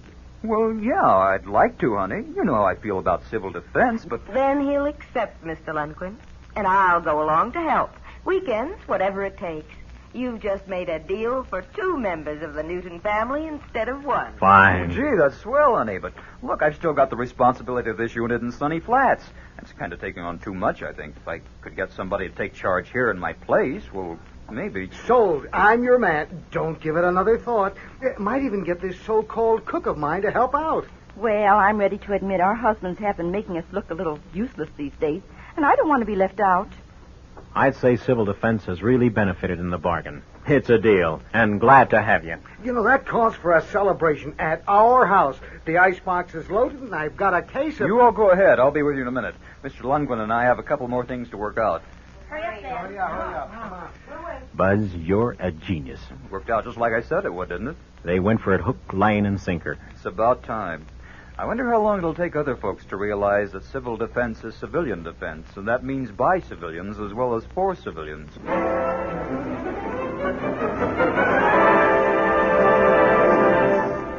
You Shall Have Food was written by Bob Hahn and produced and transcribed by the Rocky Mountain Radio Council for the Federal Civil Defense Administration under the production supervision of Nat S. Linden.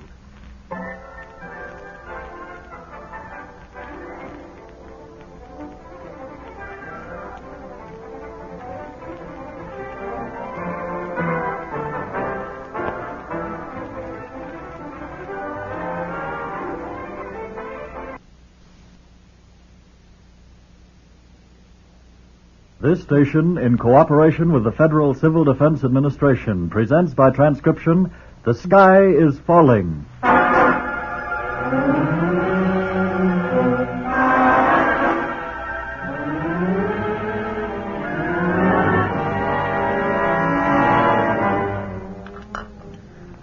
Didn't come back this morning, did he?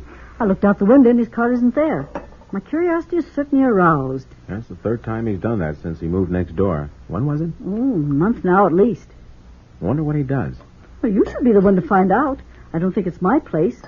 I'm beginning to be a little worried. Don't be silly. Well, it all appears so mysterious. Just hold your womanly inquisitiveness a little longer. Maybe I'll run into him after I make this trip with the boss. Morning, if you're talking. Goodness, maybe this isn't Saturday. Why so early, son? Can't sleep. I don't think I slept a wink. Hear that neighbor of ours leave about 4 in the morning? Neighbor leave? Again? No, I don't think so. You slept? What's been bothering you lately, honey? Your father... Mom, please. I've asked you not to call me honey. Oh, sorry. I forgot. Anyway, you've been so moody lately. Well, I got problems. Girl problems? Nah, scientists hadn't got time for girls. Of course not, especially not in the last year of high school. What kind of problems, honey? I mean, Don. Here's your cereal. I don't want any cereal, Mom. Don't suppose you'd understand, but I got a real problem deciding what to write on for this term paper. Term paper on what? I just told you. That's my problem. I've been kicking around a couple of ideas. Maybe something on souping up hot rods, or maybe something about ballistics, or something scientific. Well, now, that ballistics is a mighty interesting subject, and I could help you with that one. You remember how your old pop had never touched a rifle before he was called into service? And all the other fellas sitting in the barracks this night before he were to go out on the range and making cracks about how I shouldn't hold the gun on the wrong end and blow my brains out. So the next morning, I goes out on there, and the first shot is a bullseye. And from then on, I'm You shot expert, or whatever it was. Yes, for the 20th time we've heard it. Say, is that clock right? It is. I've got to meet the boss in 15 minutes at the office. Excuse me, I've got to run. Bags all ready? At the door waiting. Goodbye, dear. Drop me a card. Yeah.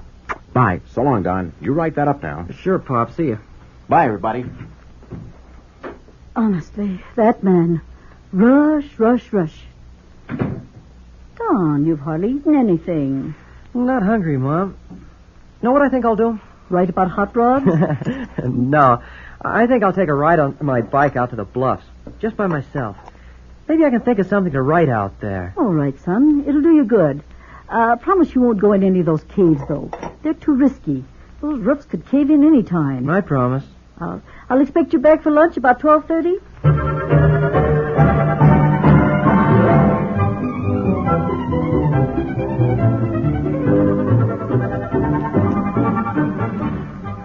Gee, it's pretty out here. See all the valley. Gives you a rocket eye view. Beautiful. Maybe I could ride on guided missiles. Gosh, I wonder what it's like just zooming off into space, alone.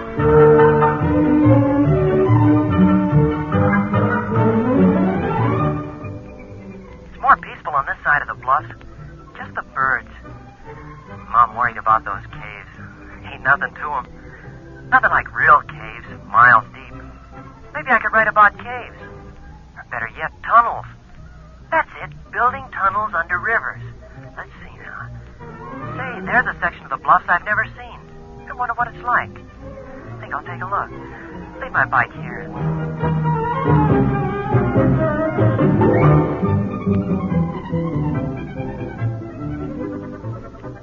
Gosh, I think I'm lost. All these gullies, they all look alike. Can't tell directions by the sun. Maybe on top of this hill. There now. No, don't recognize it. What'll I do? Shouldn't have come over here. If I could find my bike, I could... Wait a minute. There's something flashing down there. Near that shed. Seems to be a road by it. Better get down there. Find out where I am. Come back for my bike later. Gotta get down there. Gotta get down there.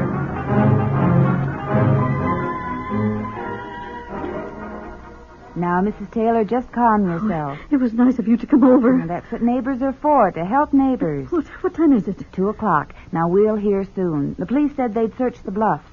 Is there anyone else I can call? Some boyfriend's family? No, I've called them all. He's not there. Oh, I'm sure something horrible has happened to him. Oh, why did I let him go?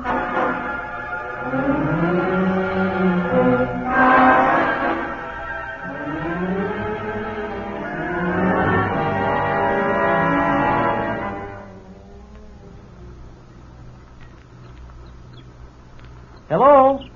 Anybody there? Sure, come on in. Oh, man, that's lucky. Who is it? What can I do for you? I'm Don Taylor. I got lost in the bluffs and I... Come on in, son. I'll be through in a minute. Say, don't I know you from somewhere? I think I recognize you too, sir. Don't you live on Walnut Street? That's right. Sure, neighbors. I've seen you around next door. Me too, sir. Lost, eh? Yes, sir. I haven't been on this side of the bluffs much. Saw sort of an amphitheater I'd never explored before, and I got myself lost. You're lucky I was out here monitoring today, or the place would have been closed on Saturday. Sir, what is this place? This shed? Highway Department maintenance shop. They repair some of the equipment here. But all those instruments. Oh, these? Geiger counters and things? They're mine. We also use this as a monitoring station. You see, I'm a public health service fallout monitor. My mother and father's... I mean, you are, sir? Yeah. You know what fallout is, don't you, my boy? You mean from atomic bombs and stuff? From all kinds of nuclear explosions. Oh, sure. That's the radioactive particles of dirt, rock, and stuff like that swept up into a cloud after the explosion and then falls out later. Very good. Lots of adults couldn't give a definition like that. Well, my job is to measure the intensity of the radiation in the fallout in our area after a test explosion in Nevada. And that's why you leave sometimes in the middle of the night. What's that? Just a second while I make a note of this. What'd you say, son? Nothing, Mr. Jeremy. Ed. Just call me Ed. Well, I suppose you want to get home. I'd rather watch you. I'd like to be a monitor, I think. How long have you had the job? Oh, since before the test started. Before I moved over to your side of town, anyways.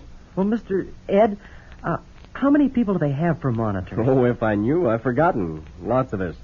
You see, between the Civil Defense Administration, the Public Health Service, and the Atomic Energy Commission, they've got volunteers and full-time employees all over the country checking fallout radiation with Geiger counters and similar instruments.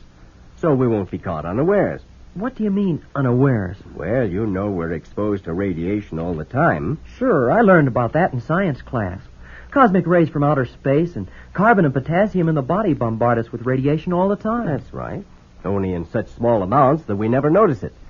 Now, large amounts of radiation can be harmful, cause bad burns, nausea, make you real sick, maybe kill you.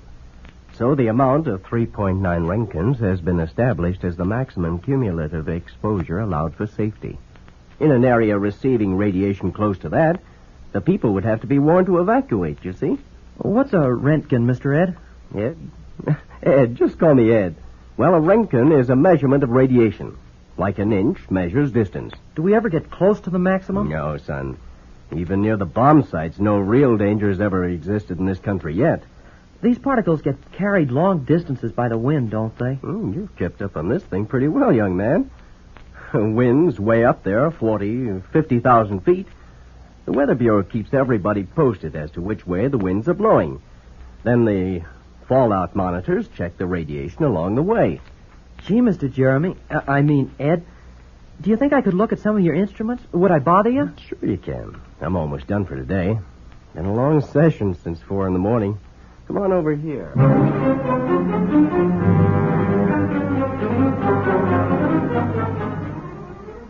The police have found his bicycle, Mrs. Taylor. Oh, no. Now, don't jump to any conclusions. He's old enough to take care of himself. My boy, my poor boy.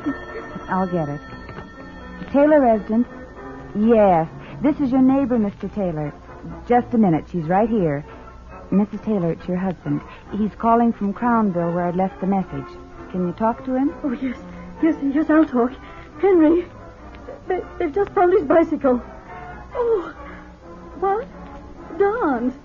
Yes, he's missing. Oh, Henry, Don's disappeared. Yes, of course. He left this morning to ride out to the bluffs. I told him to be back at 12:30. He isn't here yet. The police are searching. Oh, I'm sure something as dreadful has happened. Maybe the roof of one of those caves fell in on him. Oh, Henry. Oh, thank heavens. Can you come home? Oh, thanks. Thank heavens. Hurry, Henry, hurry. Goodbye. He's coming home on the next bus.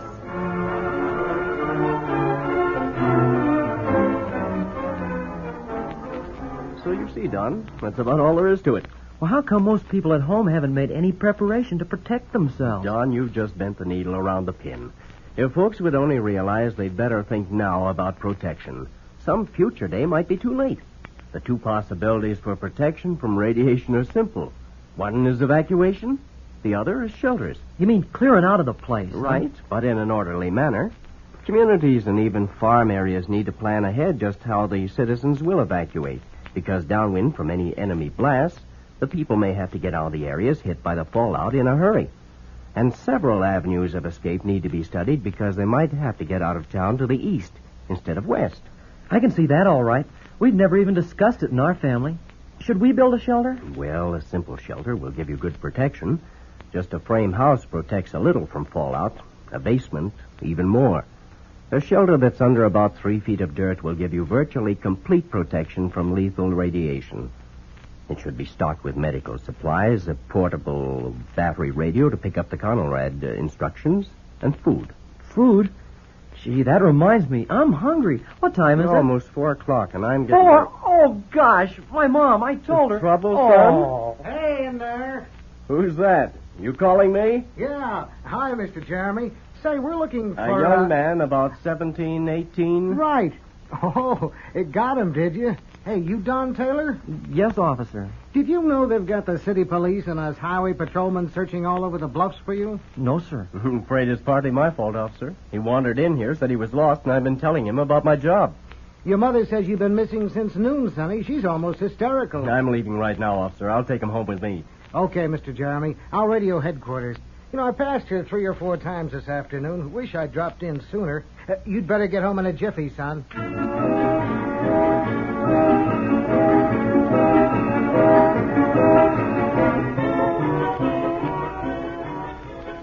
It'll never happen again, honest, Mom. Oh, I'm just so happy to have you back, son.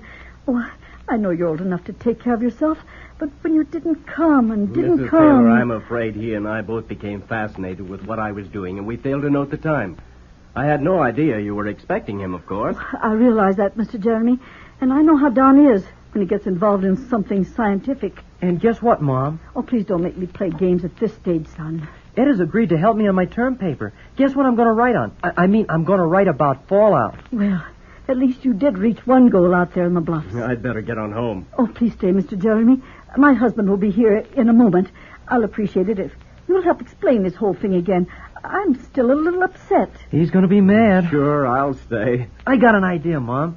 Ed told me some of the jobs that people like you and Dad can do in civil defense work. There are lots of things. Wardens, airplane spotters, auxiliary police and firemen, working with medical units. Why don't we try switching the subject over to that real quick-like, and maybe we'll get his mind off my being lost. Maybe we can get him interested in civil defense. Oh, Don. My Don. A typical boy. I wish I had the carefree attitude of a 17-year-old. Maybe you're right. Maybe you're right. Tell you what. You and Ed get your heads together and see if there's a job in civil defense for a man who fired expert the first time he shot a rifle.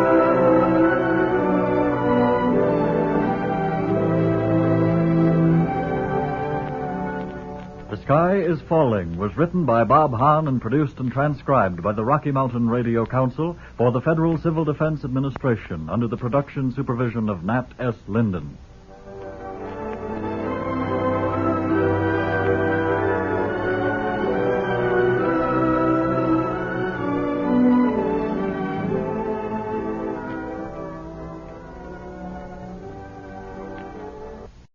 This station, in cooperation with the Federal Civil Defense Administration, presents by transcription, Listen Carefully.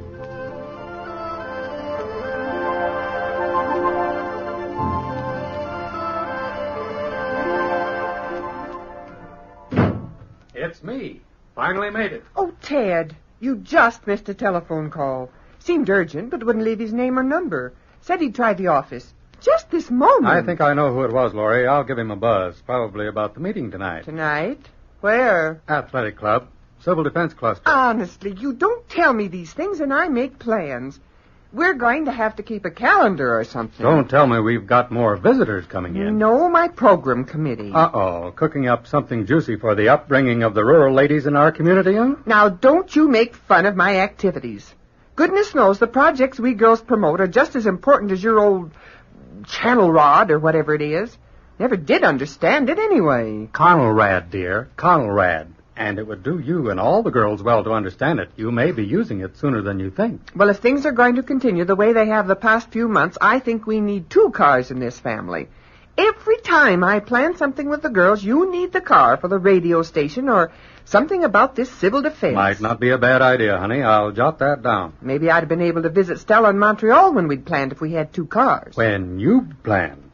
I knew months before that the Conelrad radio system was going to be installed just at that time. You never consulted me.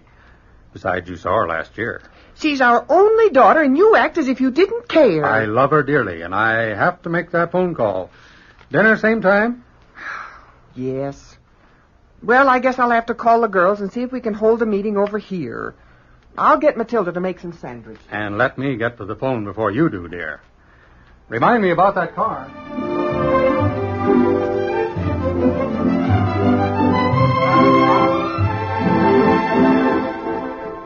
Gentlemen, most of you broadcasters have met our state civil defense director. It was at his request that this meeting was called. This is Mr. James Corning. Thank you, Mr. Jarvis. First, I want to thank you radio station managers for squeezing this meeting into a busy schedule. The entire state civil defense organization wishes to congratulate you on the efficient job you did under Mr. Jarvis's direction in establishing your system of Conelrad. Now, this cluster of stations serving the major population of our city has already become a model. Your organizational methods are being copied by other states. Thank you, Mr. Corning. Now, gentlemen, we haven't been informed as yet of the date, but at 1:30 some morning next month, we have been asked to test our Conrad setup. Now, let's be wide open and outspoken in our discussion of the plans right off, and we'll get this meeting over with much faster. How about publicity, Mr. Corning? Well, Civil Defense will notify the newspapers of the test. Now, for you folks, we will prepare the spot announcements for all the stations participating. Now, I'd suggest you won't need to use them sooner than the day before the test, and then rather heavily that evening. So all we'll have to do is schedule the announcements. That's all. Mr. Corning, you might go through the routine of how the stations will be notified. Oh, yes. Well, to get to our specific test, the basic key station, which is Mr. Jarvis's station, will receive the radio alert by telephone directly from our Air Defense Control Center.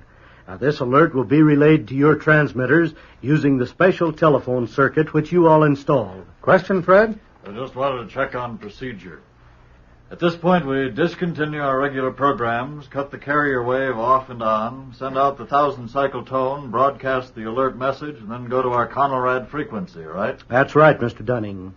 Now, this radio alert procedure is in your Conrad manual. Now, there will be some civil defense information to give out. I'll have at least 2 messages. Now, they'll tell the people what we are trying to do.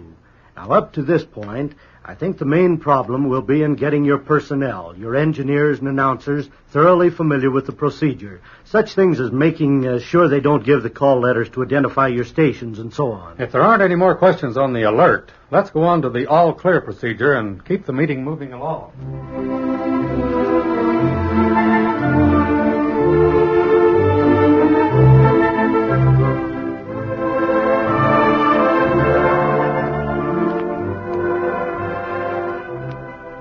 All right, let's decide on our guest for 2 weeks from now and keep the meeting moving along. Laurie, we've done some talking before coming here, and we decided you've got one of the best speakers we could ever have right here. Right where? In your own home. Your husband. Ted? Of course.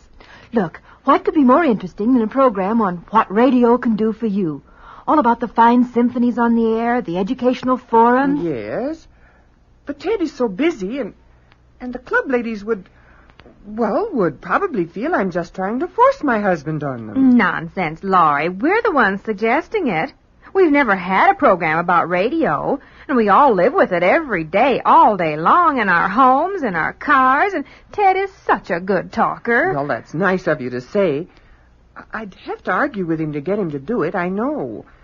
I don't think he feels our club is doing much good. Best way to change his mind is to get him there. And then it's up to him to make it do some good. All right. If you really want me to, I'll ask him. Laurie, dear, if I know you, you'll tell him.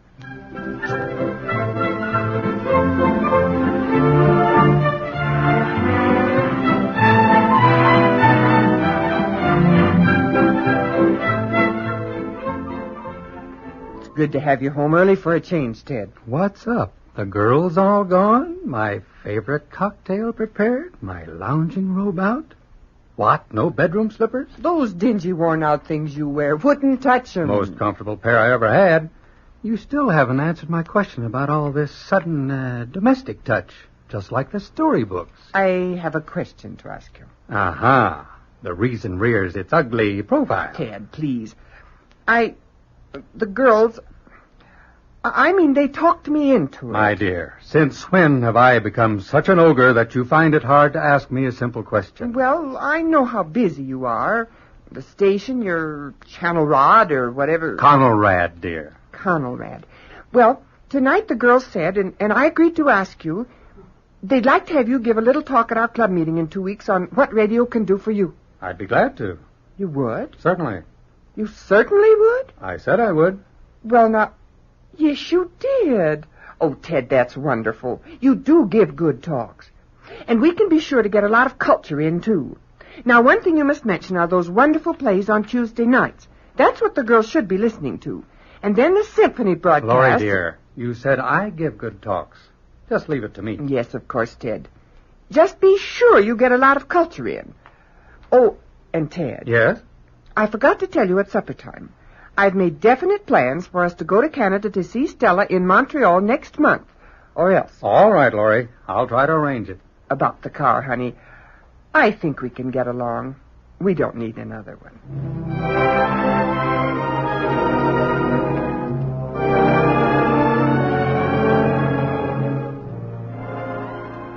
It's a pleasure, ladies, to be your guest speaker today. When you came in the door, each of you was handed 3 small stickers. These are to be pasted under the Conrad frequencies 640 and 1240 on your radio dial. And I hope you have at least one portable radio that can be operated by a battery. Learn those numbers, 640 and 1240. Know those numbers. You ask me, what can radio do for you? All right, I'll tell you. Listen carefully. Those numbers and your radio can save your life. Really? I say it again. Radio can save your life. I never would have believed. Permit me to show you how. I want you to take part in a flight of the imagination with me. It's not really imagination. It could happen easily. It's all set to happen this very instant. First, from a very remote outpost of the United States Air Force, somewhere in the vast ice pack near the North Pole, comes an excited message in code. Location X-82. Unidentified aircraft sighted approaching on azimuth 30 degrees. Estimated speed 600. Over. Moments later comes another report. Radar station DYL. Unidentified aircraft moving southeast. Request information. This craft friendly. Over. Meanwhile, at an air defense control center, these and other reports are being plotted on a huge map. Ground observer reports strange aircraft over point DD2. Radar station DYL reports 2 more craft appear on screen. Radar station VLR reports... Meanwhile, minds of experts are weighing the possibilities, considering the chances that this might be it. Suddenly, the decision is made. The word goes out from the Air Division commander. Send out notice of Conrad radio alert.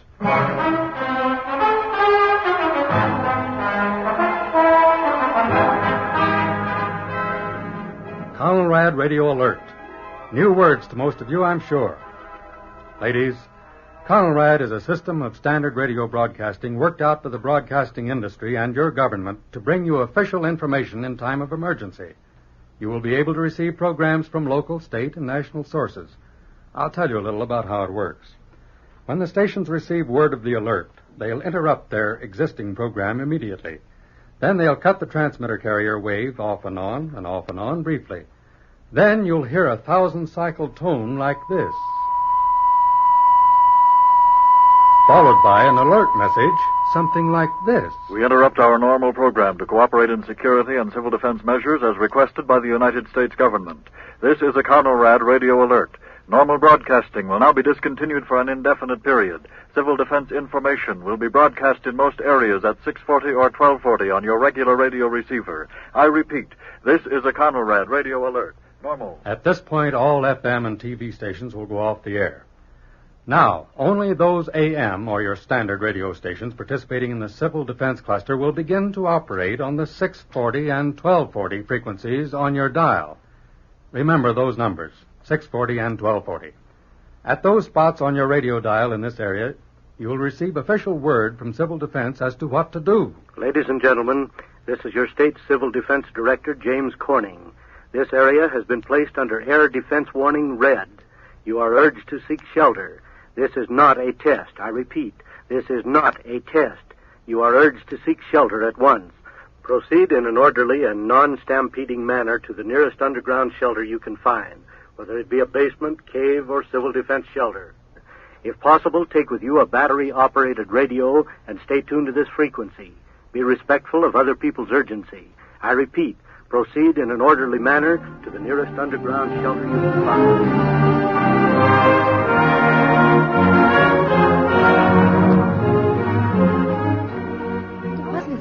Fascinating. Laurie, my dear, Ted's speech was breathtaking. It just held me fascinated. He didn't mention anything about culture. He said there was going to be a test the 13th of next month. I know, but the Laurie, speech... didn't we tell you it was thrilling? Such a talk. The girls are all excited. Well, Laurie, what's wrong? Aren't you excited? He didn't mention anything about culture. He said there was going to be a test the 13th of next month.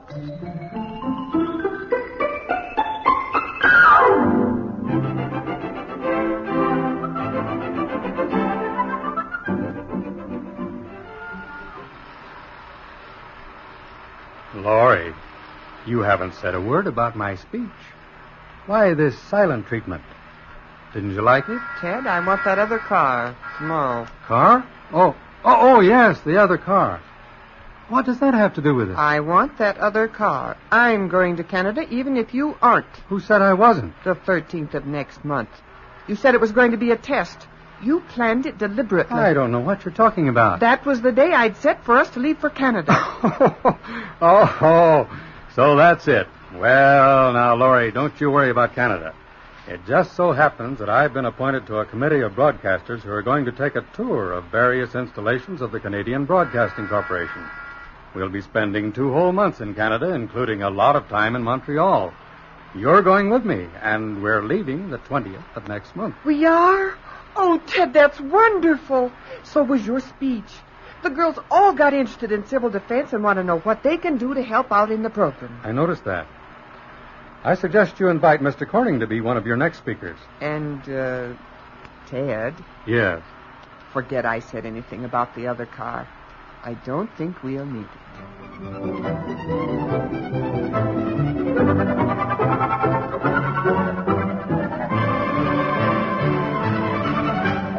Listen Carefully was written by Bob Hahn and produced and transcribed by the Rocky Mountain Radio Council for the Federal Civil Defense Administration under the production supervision of Nat S. Linden. This station, in cooperation with the Federal Civil Defense Administration, presents by transcription, And the Winds Came.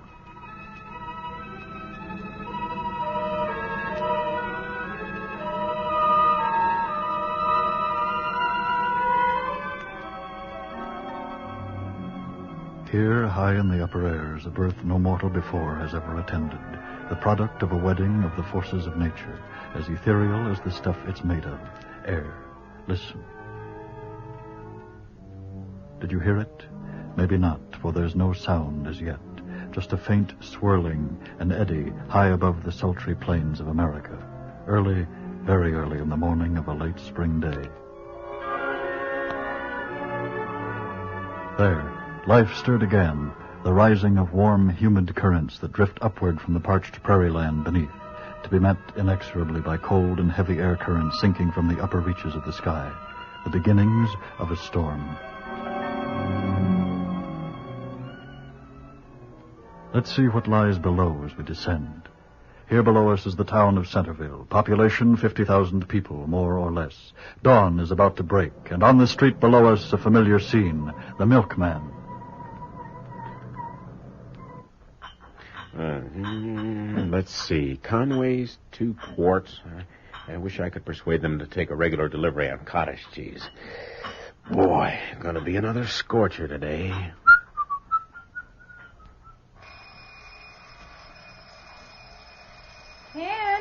Ken Conway. Didn't you hear the alarm? Get up. You'll be late to work. Oh, okay, Agnes. Yeah, I heard you. Wake Carol for me, will you? Goodness, I never knew 2 such sleepy heads. Oh, it's too hot to sleep last night. Hardly got a wink. Sure wish it would rain.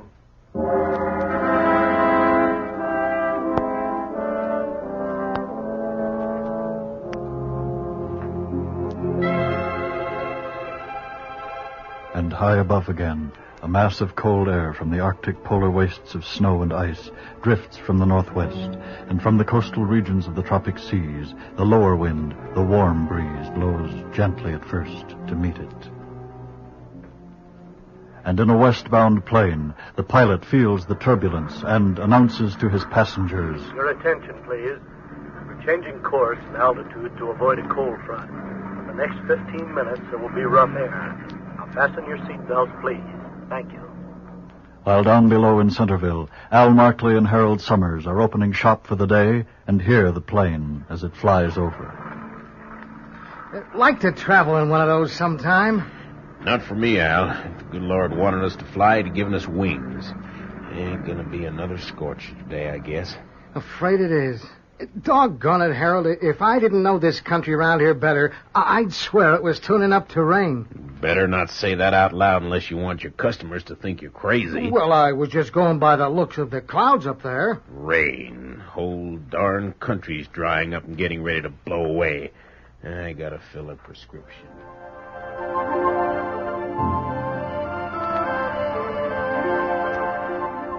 At the Conway house, it's breakfast time. Where's Carol? Washing her face. I sent her up to do it over. Yeah, why the fancy get-up? My working clothes. It's Thursday, remember? Yeah, good old Agnes. Always faithful. How would civil defense ever get along without you? You might be glad someday I learned first aid. Oh, so that's the latest one, eh? I thought you were the type that fainted when you had to bandage Carol's finger. Ken, that's not so. I was only kidding you. Whether you know it or not, Ken Conway, we're living in times when anything can happen, including enemy attack with nuclear weapons. Okay. Just so you don't practice putting splints on me. I pray every night that I won't ever have to. That no one will. Hi, anything left to eat? You don't deserve it if there is. Well, Mother made me wash my face. Sit down, Carol. I'll bring you toast. Why so solemn, kitten? Report cards today. Last week of school, huh? What's the matter? Afraid you'll have to stay in the second grade again next year? Well, not everybody passes. Here you are. Eat your breakfast now. I'll run you to school in the car on my way to civil defense meeting. Okay, but I wish I didn't have to go. Daddy? Would you be awful mad if I didn't pass? Awful. I could take care of that, I bet. I just wouldn't come home again. Never. Carol, don't ever say that again, even in fun. Why? Not ever. Because, well, without you, there wouldn't be a home. No home at all. Of course there would. That's silly. It's not as silly as you might think. Hurry up now. Let's get going. You'll be late for school.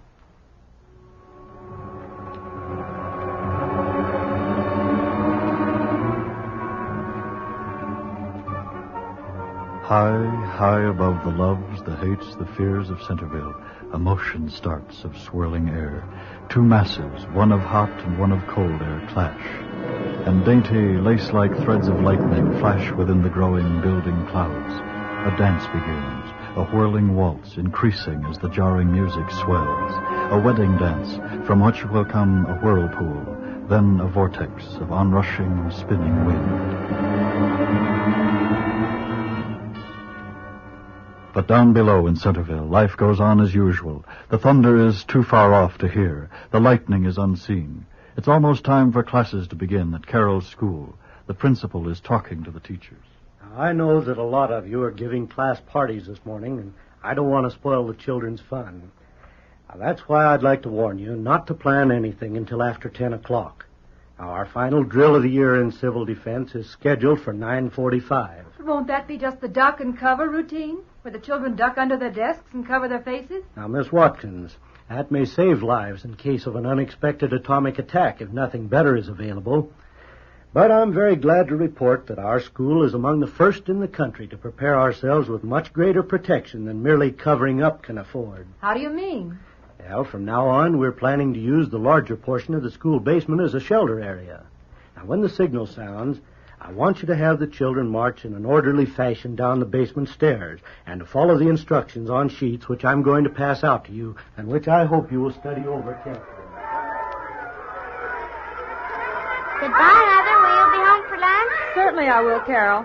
Be careful crossing the streets, won't you? Of course I will. Hey, I'm here, Dorothy. Wait for me.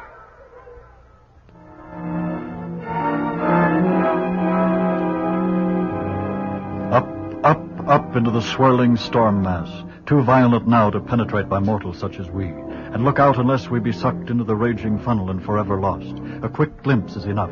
A giant is being born. A giant named Tornado. At his place of work in Centerville, Ken Conway pauses to remark, Hey, it's cooling off. While down the street, Al Markley says to Harold Summers, My gosh, a storm is on the way. I told you so. The milkman stirs out of his daytime sleep and calls, Ella, I hear thunder. Close the window for me, will you? Agnes Conway, at her first aid class, wraps a bandage around a simulated burn and tells her patient.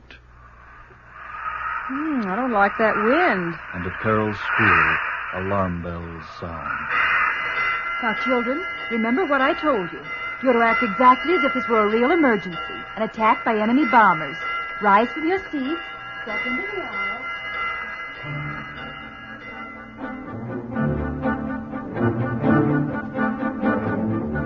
the upper air, the roaring winds twist downward in a funnel, atomic in its might. A cow, a tree, a barn are sucked upward and then dropped and smashed. A blade of straw is driven deep into a fence post and left unbroken. And in the way of that black funnel of death-dealing wind lies an obstacle, a town, the town of Centerville. Tornado! Monster's coming!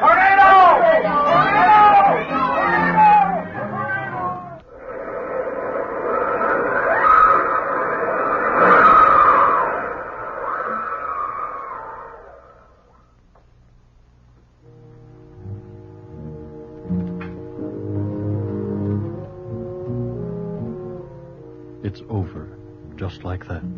The tragedy has struck, swift and deadly as a nuclear bomb dropped on a defenseless people. Hear them? Those are the wounded, dying, mangled. Others you cannot hear. The dead are silent. And all in 20 seconds of unconquerable force. Defenseless people. Defenseless? Not all of them. Some have been trained to help. Volunteers, workers giving up a part of their spare time to learn to aid the wounded, fight the fires, search through the wreckage for the injured, the dying, the dead. The men and women of civil defense. And the children. What about the children? The school's collapsed. My Ronnie, Dorothy, they're dead.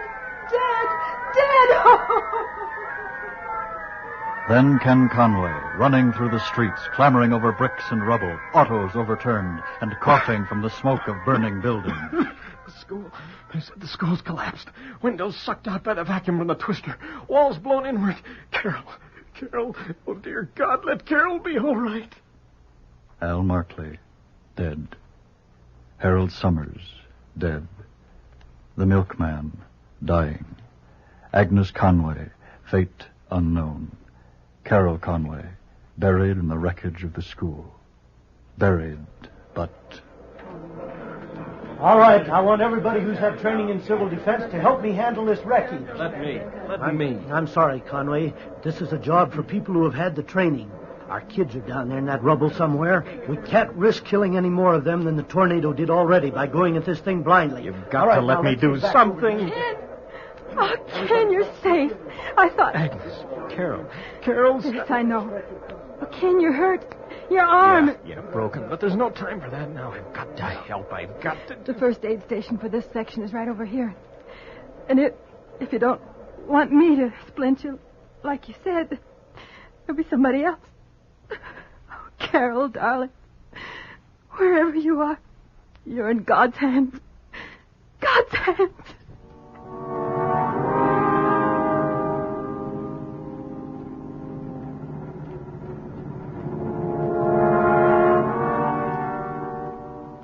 And to the east, the newborn giant called Tornado is growing old and tired. The whirling winds slow down. The funnel loses shape and staggers, deadly still, but dying too. Back in Centerville, there comes a sound which mingles with the cries of those in agony.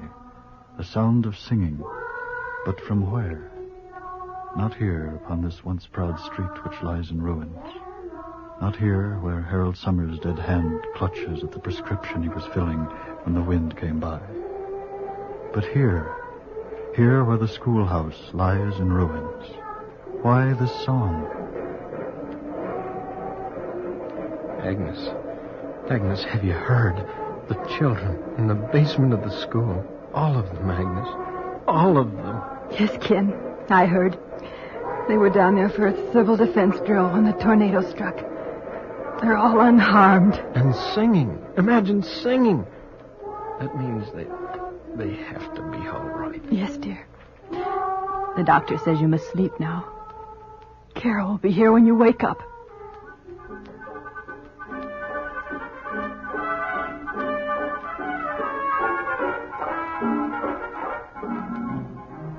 And the winds came, and the winds left, and the giant at last is dead, dissolved into the elements that formed its power. But there are other winds, some of them man-made tornadoes with the force of atoms torn apart, blasting, searing, killing all those in their path. No one knows when those winds may blow. Will you be ready?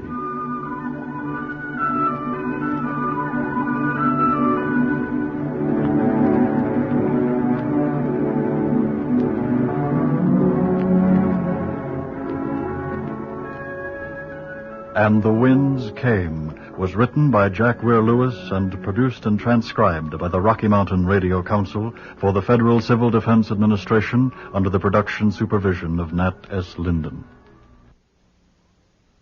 This station, in cooperation with the Federal Civil Defense Administration, presents by transcription The Valiant Women.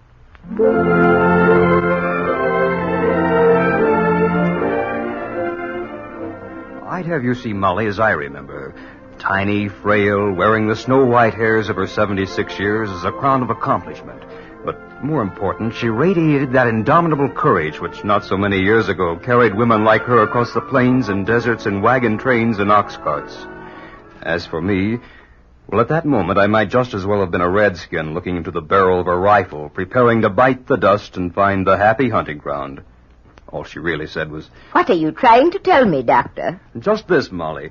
For the first time in your life, you're facing something bigger than even you can handle." Nonsense. There's only one thing I bow down to, and that's the stupidity of certain members of the human race, including some in this town I could name. I suppose you're telling me I'm going to die. That's a little more blunt than I usually like to put it.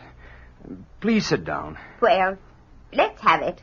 How long am I good for, young man? Molly, the machinery's wearing out. It happens to the best of us, just like that car of yours. You wouldn't drive it around at 80 miles an hour, but at 20, 30, there's a lot of mileage in it yet. Otherwise... Have you heard of the wonderful one-horse shay that was built in such a logical way it ran 100 years to a day? Although I do seem to remember that it went to pieces all at once. Right you are. All at once and nothing first, just as bubbles do when they burst. You might bear that in mind, Molly. Imagine anyone your age actually being familiar with Oliver Wendell Holmes. I'm familiar with a few other things, too, such as the condition of your heart. Oh, now. No, don't interrupt. Now, these are doctor's orders. No excitement, no emotional strain, no hard physical work. You've always driven yourself too much. It's no secret that half the things that ever got accomplished in this town were stage managed by you. You've raised 3 families. That's ridiculous. Your own, your widowed sister's. Simple mathematics makes that 2. And a 3rd intangible family of half the kids in the neighborhood. They all adore you. I know, I was one of them. Don't you have patience waiting? I'll run along. No, don't go. What's the matter, Molly? You've got something on your mind. Oh, another fight. An important one this time. And I don't leave the battlefield in the middle of a skirmish. Nor will I be carried out of this one on a stretcher. Can I help? No, you're too busy. Try me. It's a long, long story. And it starts with one word. Apathy. An attitude of, I don't care. Let somebody else do the worrying, and it couldn't happen here. I can't forget the earnestness with which she spoke, although only a phrase or two here and there of her exact words come back to me, such as... There are so few of us who realize the danger. Or again... If we don't volunteer to learn the dangers of attack and act upon them, who will? Just a handful of women in this town, that's all. And then once more... And if that bomb falls with its searing power and the radiation sickness and the horror of a war we can't conceive of, it's going to be too late. We've got to learn now. Here and there another phrase comes back. It isn't that they're careless. They don't know, don't realize what we women in civil defense are doing. Why we have to teach the things to others who may die unless we do. And you want me to give up with that undone? No, I said I don't. All right, then. Here's our problem in a nutshell. A few of us women here in town have an idea. We know it's a good one. We want to use the county fair to do a job of education for everyone in this district. to teach them the principles of self-preservation. We want demonstrations. We want space. We want cooperation. We want people to learn to register, just as they'd have to do if the bomb did ever come. We want to set up an emergency first aid dressing tent, to stockpile cast-off clothing, just as if the real thing were around the corner. We want everyone to buy identification tags, emergency feeding. We'll show them how to do it. Communication center, to show them how it works in an emergency. Hey, you're losing me, Molly. Take it easy. As the kids all say these days, this is bigger than both of us. You see why we need help. It won't be easy. After all, the county fair is pretty sacred. You don't know how, in Violet. I've tried. All right, I'll make a deal with you. You swing it for me, and I'll keep calm and take it easy and make this my last project. That's a promise, Doctor, and I keep them. Now, hold on, Molly. I haven't said I... They tell me it's bad for a doctor's professional reputation to have a healthy patient die on him for no apparent reason. I look healthy enough, and everybody knows who's taking care of me. Better think it over. Hey, that's blackmail. What? I'll see what I can do. And don't forget to take that medicine.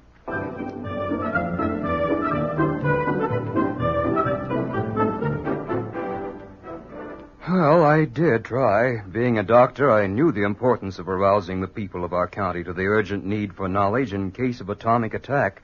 So I tried to sell Molly's and her women's big idea.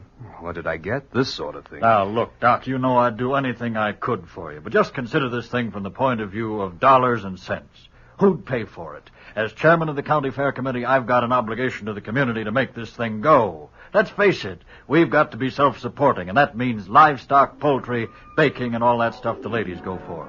And that eats up the entry fees in a hurry. So you see, we got to charge for all the concessions. We've got commercial outfits buying space like mad. But even that's going to be rough when you consider that what we're paying those flying circus fellas. Now there's going to be a show. 4 of them airplanes flying upside down and doing all them there tricks right where everybody in the grandstand can see them. Look here, Doc, let's face it. Who cares about civil defense stuff anyway? Just a bunch of hysterical women. And you know how they come all unbuttoned anytime they hear a rumor Russia's got some atom bomb. Gotta be reasonable, that's all. I don't say they ain't some space over by the cowsheds. Might be used for a first aid tent. But good golly, man, you talk about everybody registering and getting a dog tag. Now, Molly, what do you mean you want it in writing? We'll do all we can, but I don't care if my wife is mixed up in this thing. I'm the boss in my own family. Okay, Molly. Just quit racing your motor, and I'll tell you what we done for you. What's that? You never said anything about 5,000 balloons to give away to the kids who get their families to register for identification, and you gotta have what? 50 feet square to store them clothes and bed, and people is donating for a dad-blamed emergency that ain't ever coming along anyway. The answer is no. No. No! No use fighting Molly once she made her mind up and me to do a little groundwork. So that brings us to the 3rd day of the county fair with things really going in overdrive. Oh, Molly was around all right, but she was taking it easy with that worn-out heart of hers. I'll say one thing for Molly. She told the truth about always keeping a promise. I looked in on the tent the women had set up on the fairgrounds as an emergency dressing station, waved at her where she lay propped up in a bed on a folding cot while some of the ladies took turns using her arms to practice first aid on, and came over to her as she beckoned. Well, young man, I guess you won. I sort of thought you'd back out on me. Seems like there's some hope for the younger generation after all. Our trouble is we're dominated by your generation, Molly. No stamina, no fortitude. Let ourselves be bossed around by... You're taking that prescription I gave you. I keep my bargains. How's it going? Oh, right as rain. People are interested, really interested in what we have to tell them. Even signing up to do some volunteer work when the fair is over. Fire wardens, block wardens, first aid crews, communications people, rescue squads, the whole works. All we needed was a chance to show them how vital our work is. Like the importance of registration in case families ever get separated in a bomb attack or any disaster for that matter. Well, Doctor, did you come to escort me to the flying circus? I'm not sure I have time. That's enough, girls. That's enough. Find another volunteer. I have a couple of things to ask you, Doctor, now that I have time. And besides, you look all tired out yourself. I want to talk to you about your health.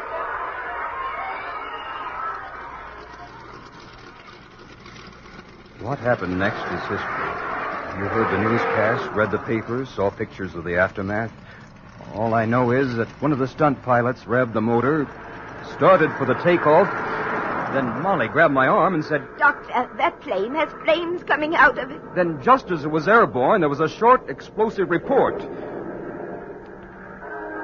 And then in seconds, the plane had crashed into the grandstand.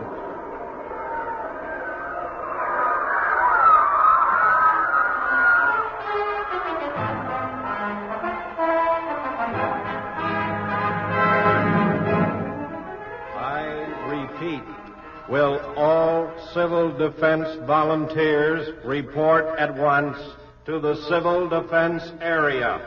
This is urgent. This wasn't play acting. This wasn't something for a vague tomorrow. This was it, right now.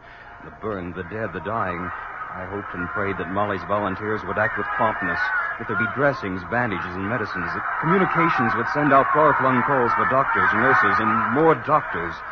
That first aid in this area, strewn with burned and mangled human beings, would stop more lives from ebbing until we doctors could take care of them. That...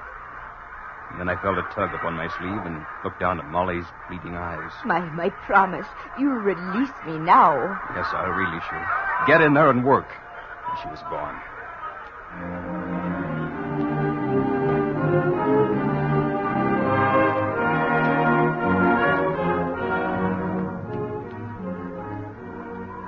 I think we all learned something on that tragic day. 15 dead already. A lot of them burned beyond recognition. Hadn't been for Molly's dog tags, we still wouldn't be sure who some of them are. The missing, only parents know the sick and hollow feeling that comes from lack of knowledge whether somewhere lies a small and still and lifeless body. For God's sake, Doctor, can't you tell me? I'm not asking any favors as chairman of the fair, but I helped you out. I went to bat for Molly. You've got to help me find her. Now calm down, Harry. We've got her registered and know right where she is. She's barely hurt at all. Just come with me.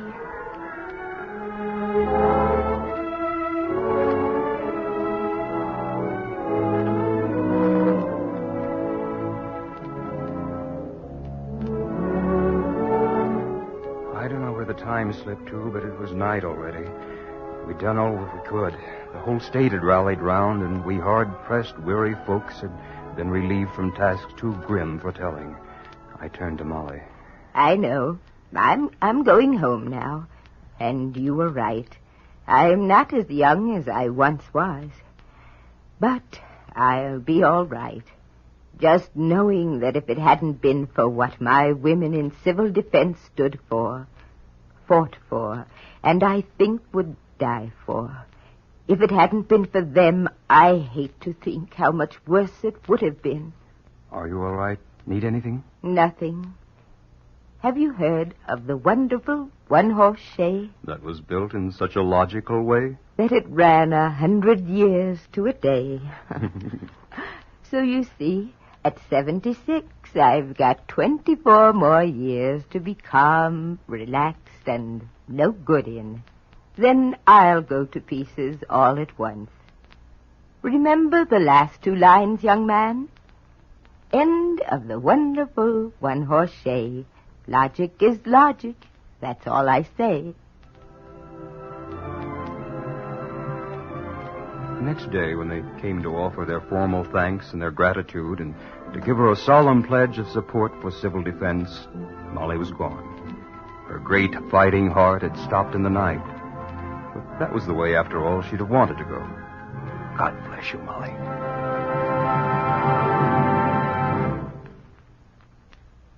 The Valiant Women was written by Jack Weir Lewis and produced and transcribed by the Rocky Mountain Radio Council for the Federal Civil Defense Administration under the production supervision of Nat S. Linden. This station, in cooperation with the Federal Civil Defense Administration, presents by transcription Road to Survival.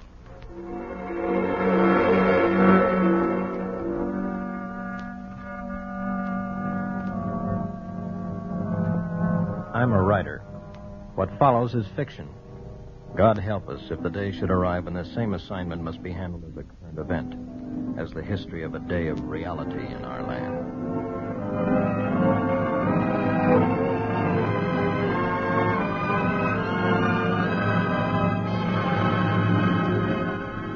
I call this an assignment deliberately.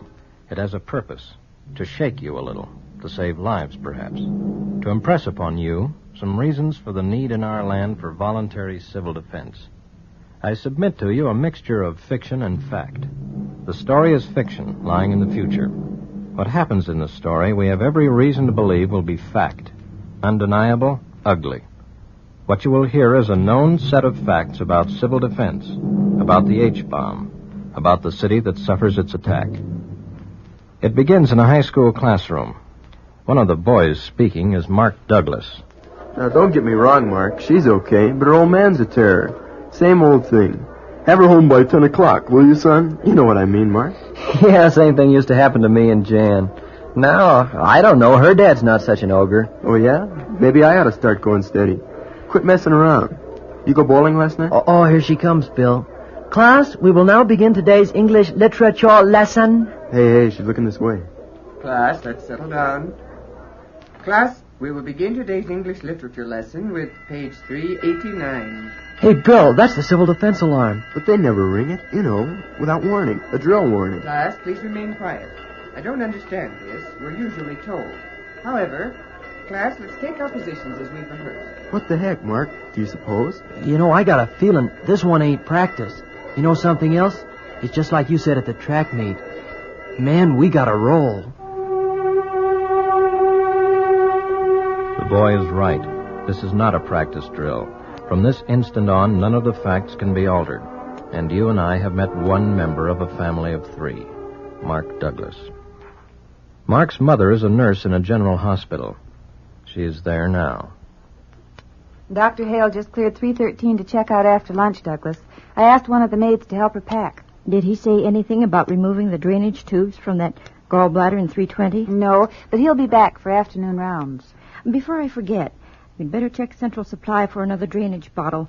There's another gallbladder in surgery now. He'll be out of the recovery room late this afternoon. We can put him in 313 by then. I'd better go right now while there's a lull. Help! Had your coffee break? Not yet, you? Let's take it when you get back. That's the civil defense alarm. There's no practice scheduled today. There was nothing said at the staff meeting. Well, then it can't be a practice. We'd have had a warning. With a hospital full of patients, we're supposed to just get up and go? And so comes that first tinge of emptiness in the stomach of the second member of the Douglas family. Something else has become obvious. Mrs. Douglas and Mark have known something of civil defense through his school and her hospital. In the center of this city, the third member of the family works. Harvey Douglas is an account executive in an advertising agency. Look, Sam, all he'll take is adjacencies to your 8 to 8:30 show Wednesdays. Well, see when you can clear it and give me a call, huh? He wants the campaign to start in 10 days. Okay, Sam. Yeah, Sal. You asked me to remind you to hear that news show at 10. Oh, yeah, thanks, Sally. I want the boss to hear it, so we'll be in the conference room. Try to hold off any calls, will you? Will do. Be ahead with quality bread. Morning, Bill. Oh, how are you, Harvey? Say, I liked the gimmick on the fading commercials last night. I talked to him this morning. He's sold. Took long enough. It's just about time for the news show. I'd better warm up the radio. This is the quality bread account? Yeah.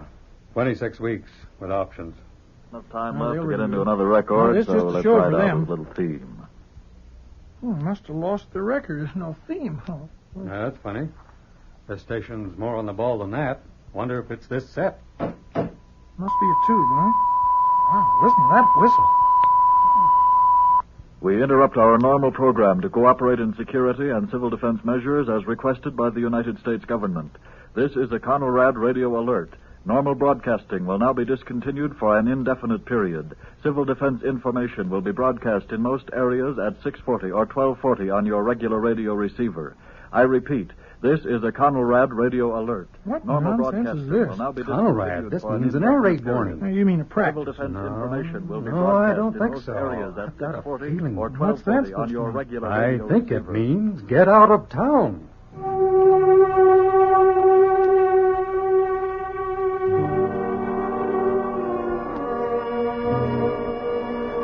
And shortly, the sound of survival pounds through the air to the ears of the million people, give or take a few, whose home is this city. Conrad. Sirens. Horns. Whistles. Pounding out their signals of no choice but to seek a road to survival. And now, too, from that radio in the conference room of the ad agency, the two men have heard the civil defense director tell his population quietly and firmly to leave their city, to pursue the plan for mass evacuation. Mr. Tate straightens from his crouch of listening. Harvey, that's it. We're in the line of attack. I've said I'd never live to see the day. I've been watching the people down in the street. They stand there listening to car radios, and yet they don't seem to hear. Are they coming out of the buildings? A few. They step out the door and just look up. They don't move until more push out the door behind them. You're lucky, Bill. You live so far out. Your wife may be safe. Your daughter away. Perhaps there's the value of a small-town college. Another year and my son would be. Bill, the schools have had drills. They may have a chance. Those kids may get out of town. The kids are strong. Lord, give them time to walk away if they have to. Margaret's at the hospital?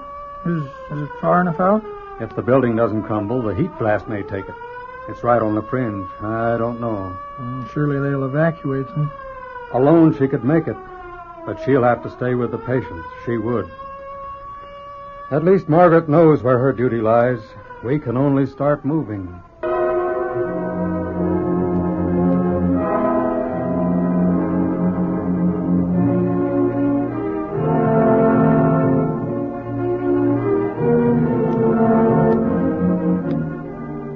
We can only start moving.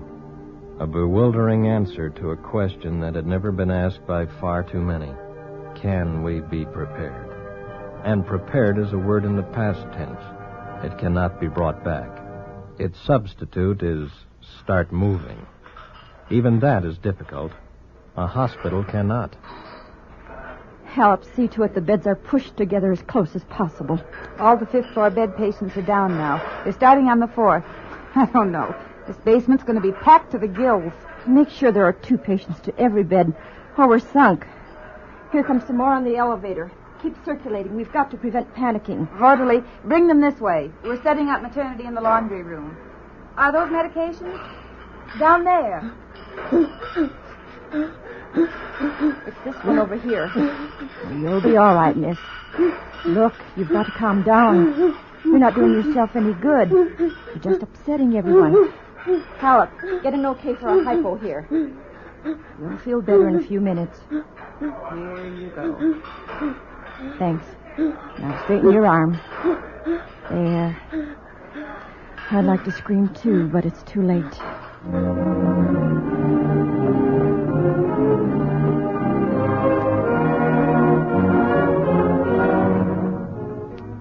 And what of the children?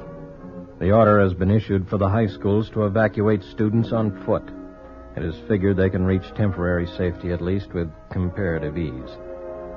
Room by room, the high school students are led out of their building in columns of 2.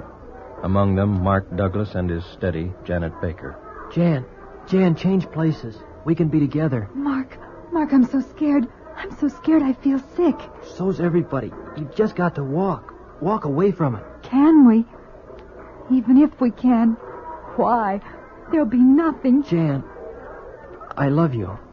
I love you. That's something, isn't it? That's not nothing. Mark, our folks, will we see them? Sure. Well, I mean, you gotta figure on something. You gotta hope, at least. I mean, it's not all over. Mark, take my hand, please. Sure. It might not even happen. The planes might not even... Jan, your folks, mine, they'll be okay. We've got to worry about us right now, not them, or we'll go nuts. I mean, hope, sure, but let's face it, we're in a mess. But we're together.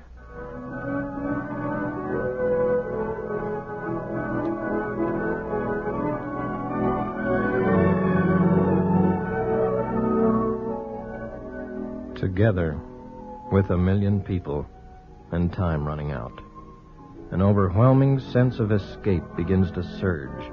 In the center of the city, every means of transportation is commanded. Getting to it is a fight. The crowds are stifling.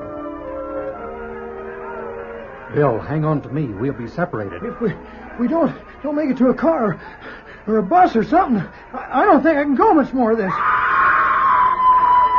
That woman's fallen, Harvey. She'll be crushed. I know. We can't help. We can't reach her to help.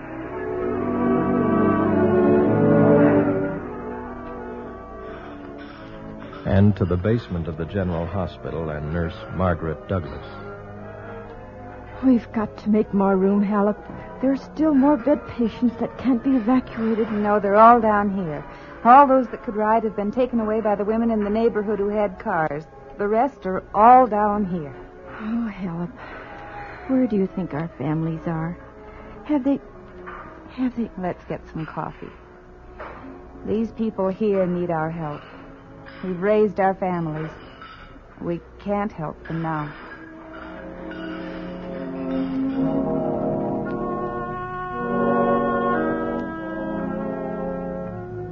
And to the children, headed for an old picnic area, partially protected by the bluffs at the edge of the city. I can't help it, Mark. I can't help thinking about them. Mother will just go to pieces. She'll never get away. We're almost to the picnic area, Jan. It's not far to go. Come on, pull yourself together. We've got to make it. Out there, we've got to help others. There'll soon be things we have to do. I don't believe you, Mark. I don't believe you. There's nothing anybody can do. There is, Jan. Yes, there is. They can live.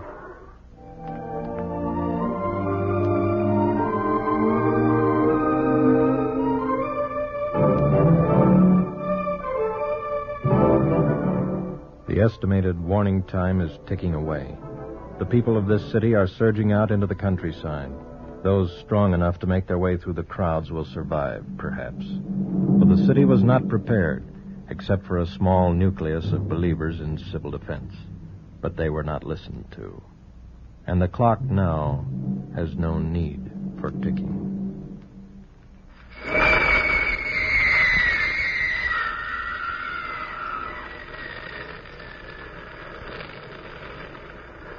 As I said, I'm a writer. This was an assignment. The story is fiction. Its substance is fact. The now unrecognizable city can be itemized as follows. Center ring, 1.5 mile radius, demolished. Second ring, 3 mile radius, partially demolished, burning out of control. With warning time of 3.5 hours, casualties are running 75,000 dead, 100,000 injured. With civil defense training, the number of dead and injured might be cut 90%. And so concludes Part 1 of this assignment. Part 2 will follow the evacuation of these people into the open land surrounding their city.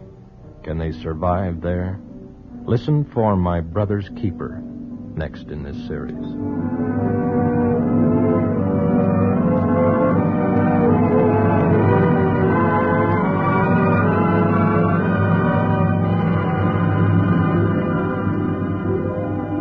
Road to Survival was written by Pete Morstead and produced and transcribed by the Rocky Mountain Radio Council for the Federal Civil Defense Administration under the production supervision of Nat S. Linden. This station, in cooperation with the Federal Civil Defense Administration, presents by transcription My Brother's Keeper.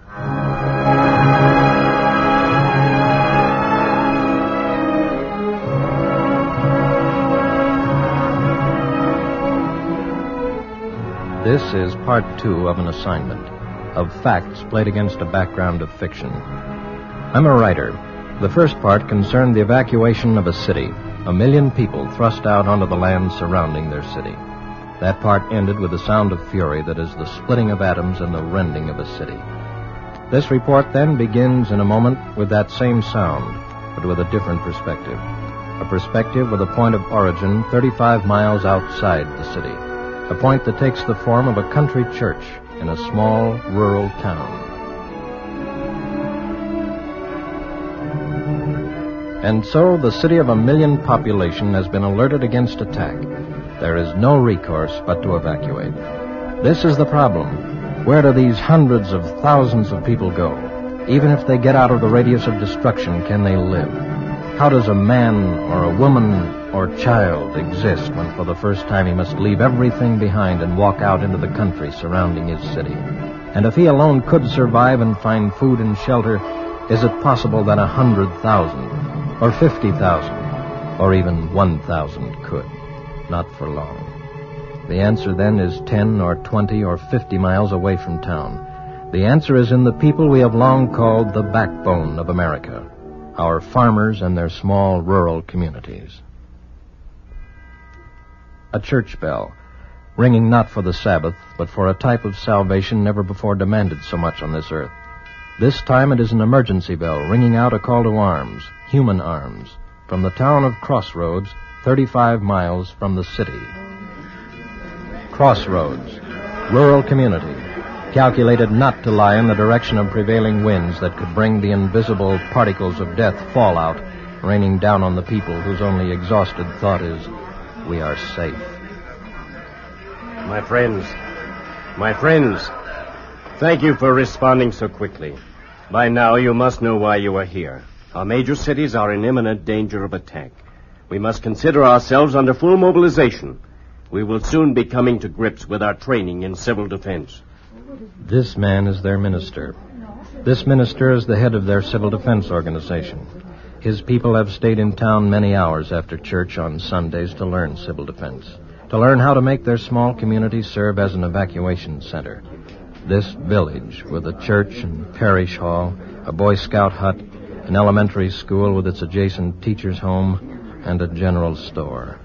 A molehill to be made into a mountain of help and hope. Reverend, how much time? That is, do you know when it's liable to happen? John, I'm told perhaps 3 hours, 3.5. So line up your transportation crew as fast as possible. Is Alma Johnson here? Here, Reverend. Not so fast anymore, maybe, but sure. And Mrs. Callan, are you here? Yes, Reverend. Pat Logan? Right here, Reverend. In order that we may not waste any time, I'd suggest you people call your groups together while the others are still arriving. Pat, will you lead off? Well, for now, let's have all the scouts and the others from the shelter and housing group. Alma, are you going to set up the cafeteria and the scout hut right away? We'll meet and organize in the church kitchen first, Pat. Okay. For now, we'll meet at the scout hut to get things underway. Later on, our headquarters will be in the registration area. That's all I have. Well, everybody in mass feeding go over to the church kitchen there in the basement. Like we planned, that kitchen will take care of feeding the sick and wounded. The scout hut will be the cooking shed for everyone who can walk. The cafeteria line will set up out in front of it. The first aid and hospital will be set up in the church parish hall. Let's have the transportation group headquarters across the street at the gas station. Friends, before we leave for our work, let us bow our heads in a moment of individual prayer.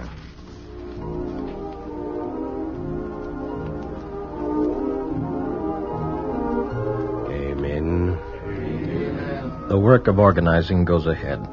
There's little noise, except for the trucks and cars delivering supplies and equipment under John Masters' direction. He owned a farm equipment store before settling on a cattle ranch near Crossroads. And Alma Johnson leads her women in the unending job of food preparation, from a background and reputation of putting out the best church dinners in the county. Mrs. Callan, whose training in nursing had stood idle since her marriage and until civil defense needed her, quickly falls back into the routine of aseptic preparation for the wounded on a scale that would have frightened her when she was in practice. A far cry from the almost pleasant task of first aiding a broken arm or confirming measles in the absence of a town doctor.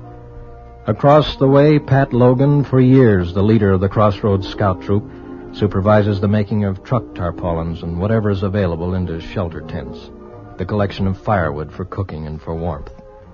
Time passes quickly. There's little sign of nervousness, except for a seemingly unconscious gesture here and there, looking at a watch, watching time. As evacuees from the city arrive, they are put to work and the task force grows. And then, for all, the time arrives.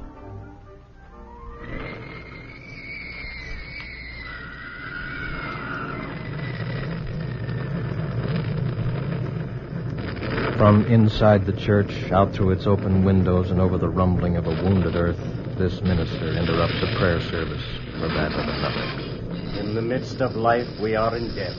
Of whom may we seek for succor but of thee, O Lord, who for our sins art justly displeased? Yet, O Lord God most holy, O Lord most mighty, O holy and most merciful Savior, suffer us not at our last hour, for any pains of death, to fall from thee. Shall we receive good at the hand of the Lord, and shall we not receive evil? The Lord gave, and the Lord hath taken away. Blessed be the name of the Lord. The Lord gave, and the Lord hath taken away.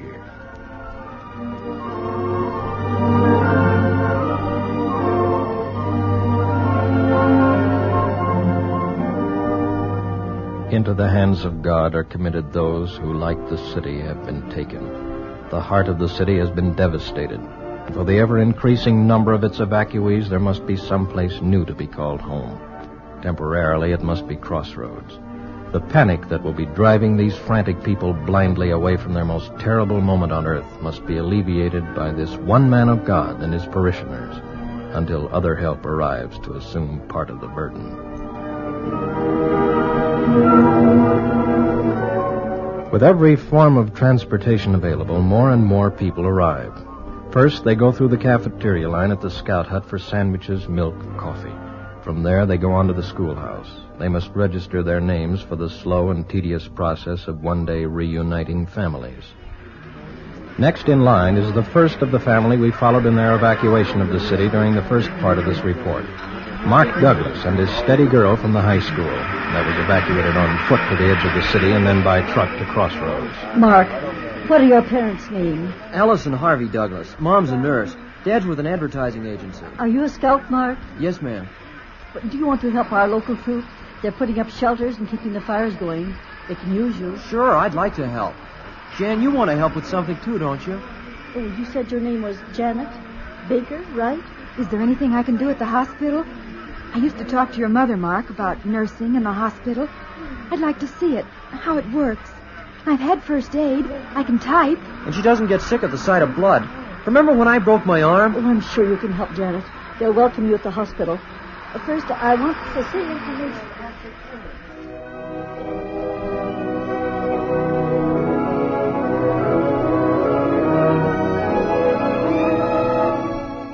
To help others is to help oneself. To keep oneself from looking toward the pillar of smoke that holds to itself over the city some 35 miles away. It can be seen through the windows of the church, where prayer services are being held one after the other. It cannot be seen from the kitchen in the basement. Floyd, we can use some men to carry the soup kettle over at the Scout Hut. Strong ones. It's heavy. Billy, Sam, soup kettle to go over to the Scout Hut. Floyd Hendricks, owner of the local store, now in charge of supplies. His store and the supplies on every farm in this part of the state are being used to feed the thousands of evacuees. Alma, 2 more trucks of sandwiches coming in. Over to the Scout Hut. Stopped by the Sampson place while I was delivering that flour. Ought to see it. They've got 5 beeves and 3 porkers barbecuing over there. Same wherever you go. Never seen anything like it. Floyd, we got little time for talk. Are they making sandwiches? That's the point. Sampson told me they got near 100 making sandwiches. I hope that load of flour comes in from Jackson pretty quick. Another hour and they'll have to hold up the bread baking. Thought I heard another truck pull in, Floyd. See if it's the vegetables. Come on. This isn't a social. Alma, you're a real doer.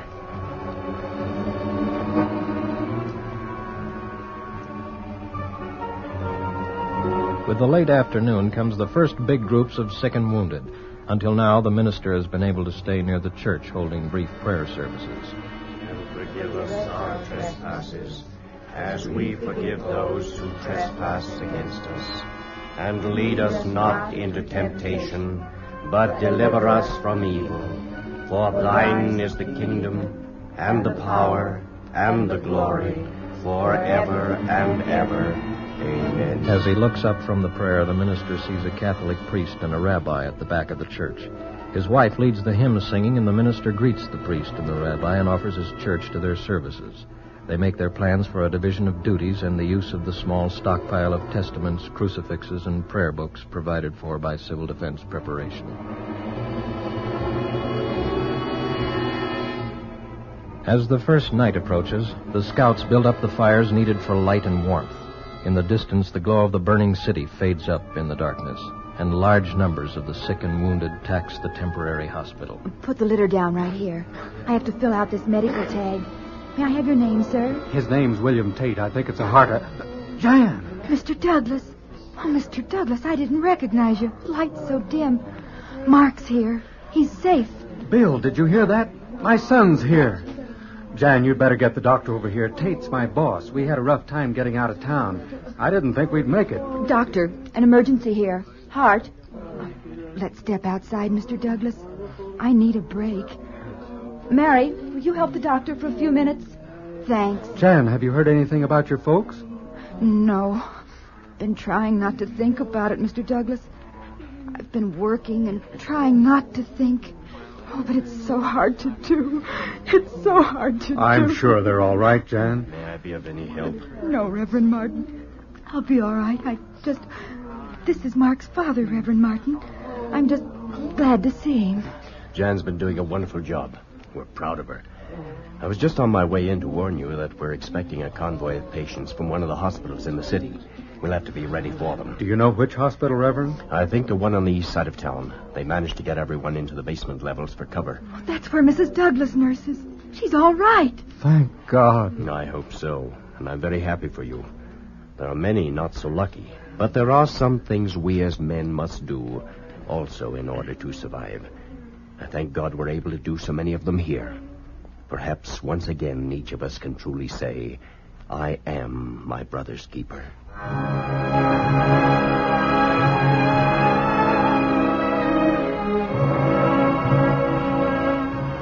Here the report ends, at the beginning of weeks and months of work to be done in Crossroads and every other community like it. Night and day until all can be done that is possible for the survivors of the city, the work of these rural people continues. For after training evacuees to replace them here, they must go back to the producing of food. As I said, I'm a writer. These were facts played against a background of fiction, an assignment, to project known facts about the H-bomb and civil defense training against its effects. Only with training can we begin to consider ourselves even remotely able to say, without reservation, I am my brother's keeper.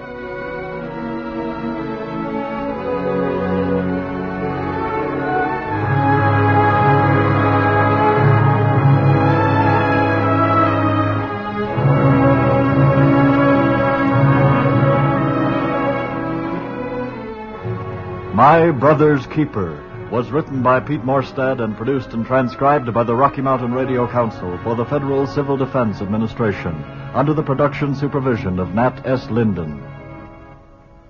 From 1955, that was This is Civil Defense in all 13 episodes. Well, that's it for the Airchecks podcast. Airchecks is a 3-hour podcast uploaded every Saturday and broadcasted on the K-TI radio network every Sunday at noon Pacific Time. See you next time at the same time and the same channel.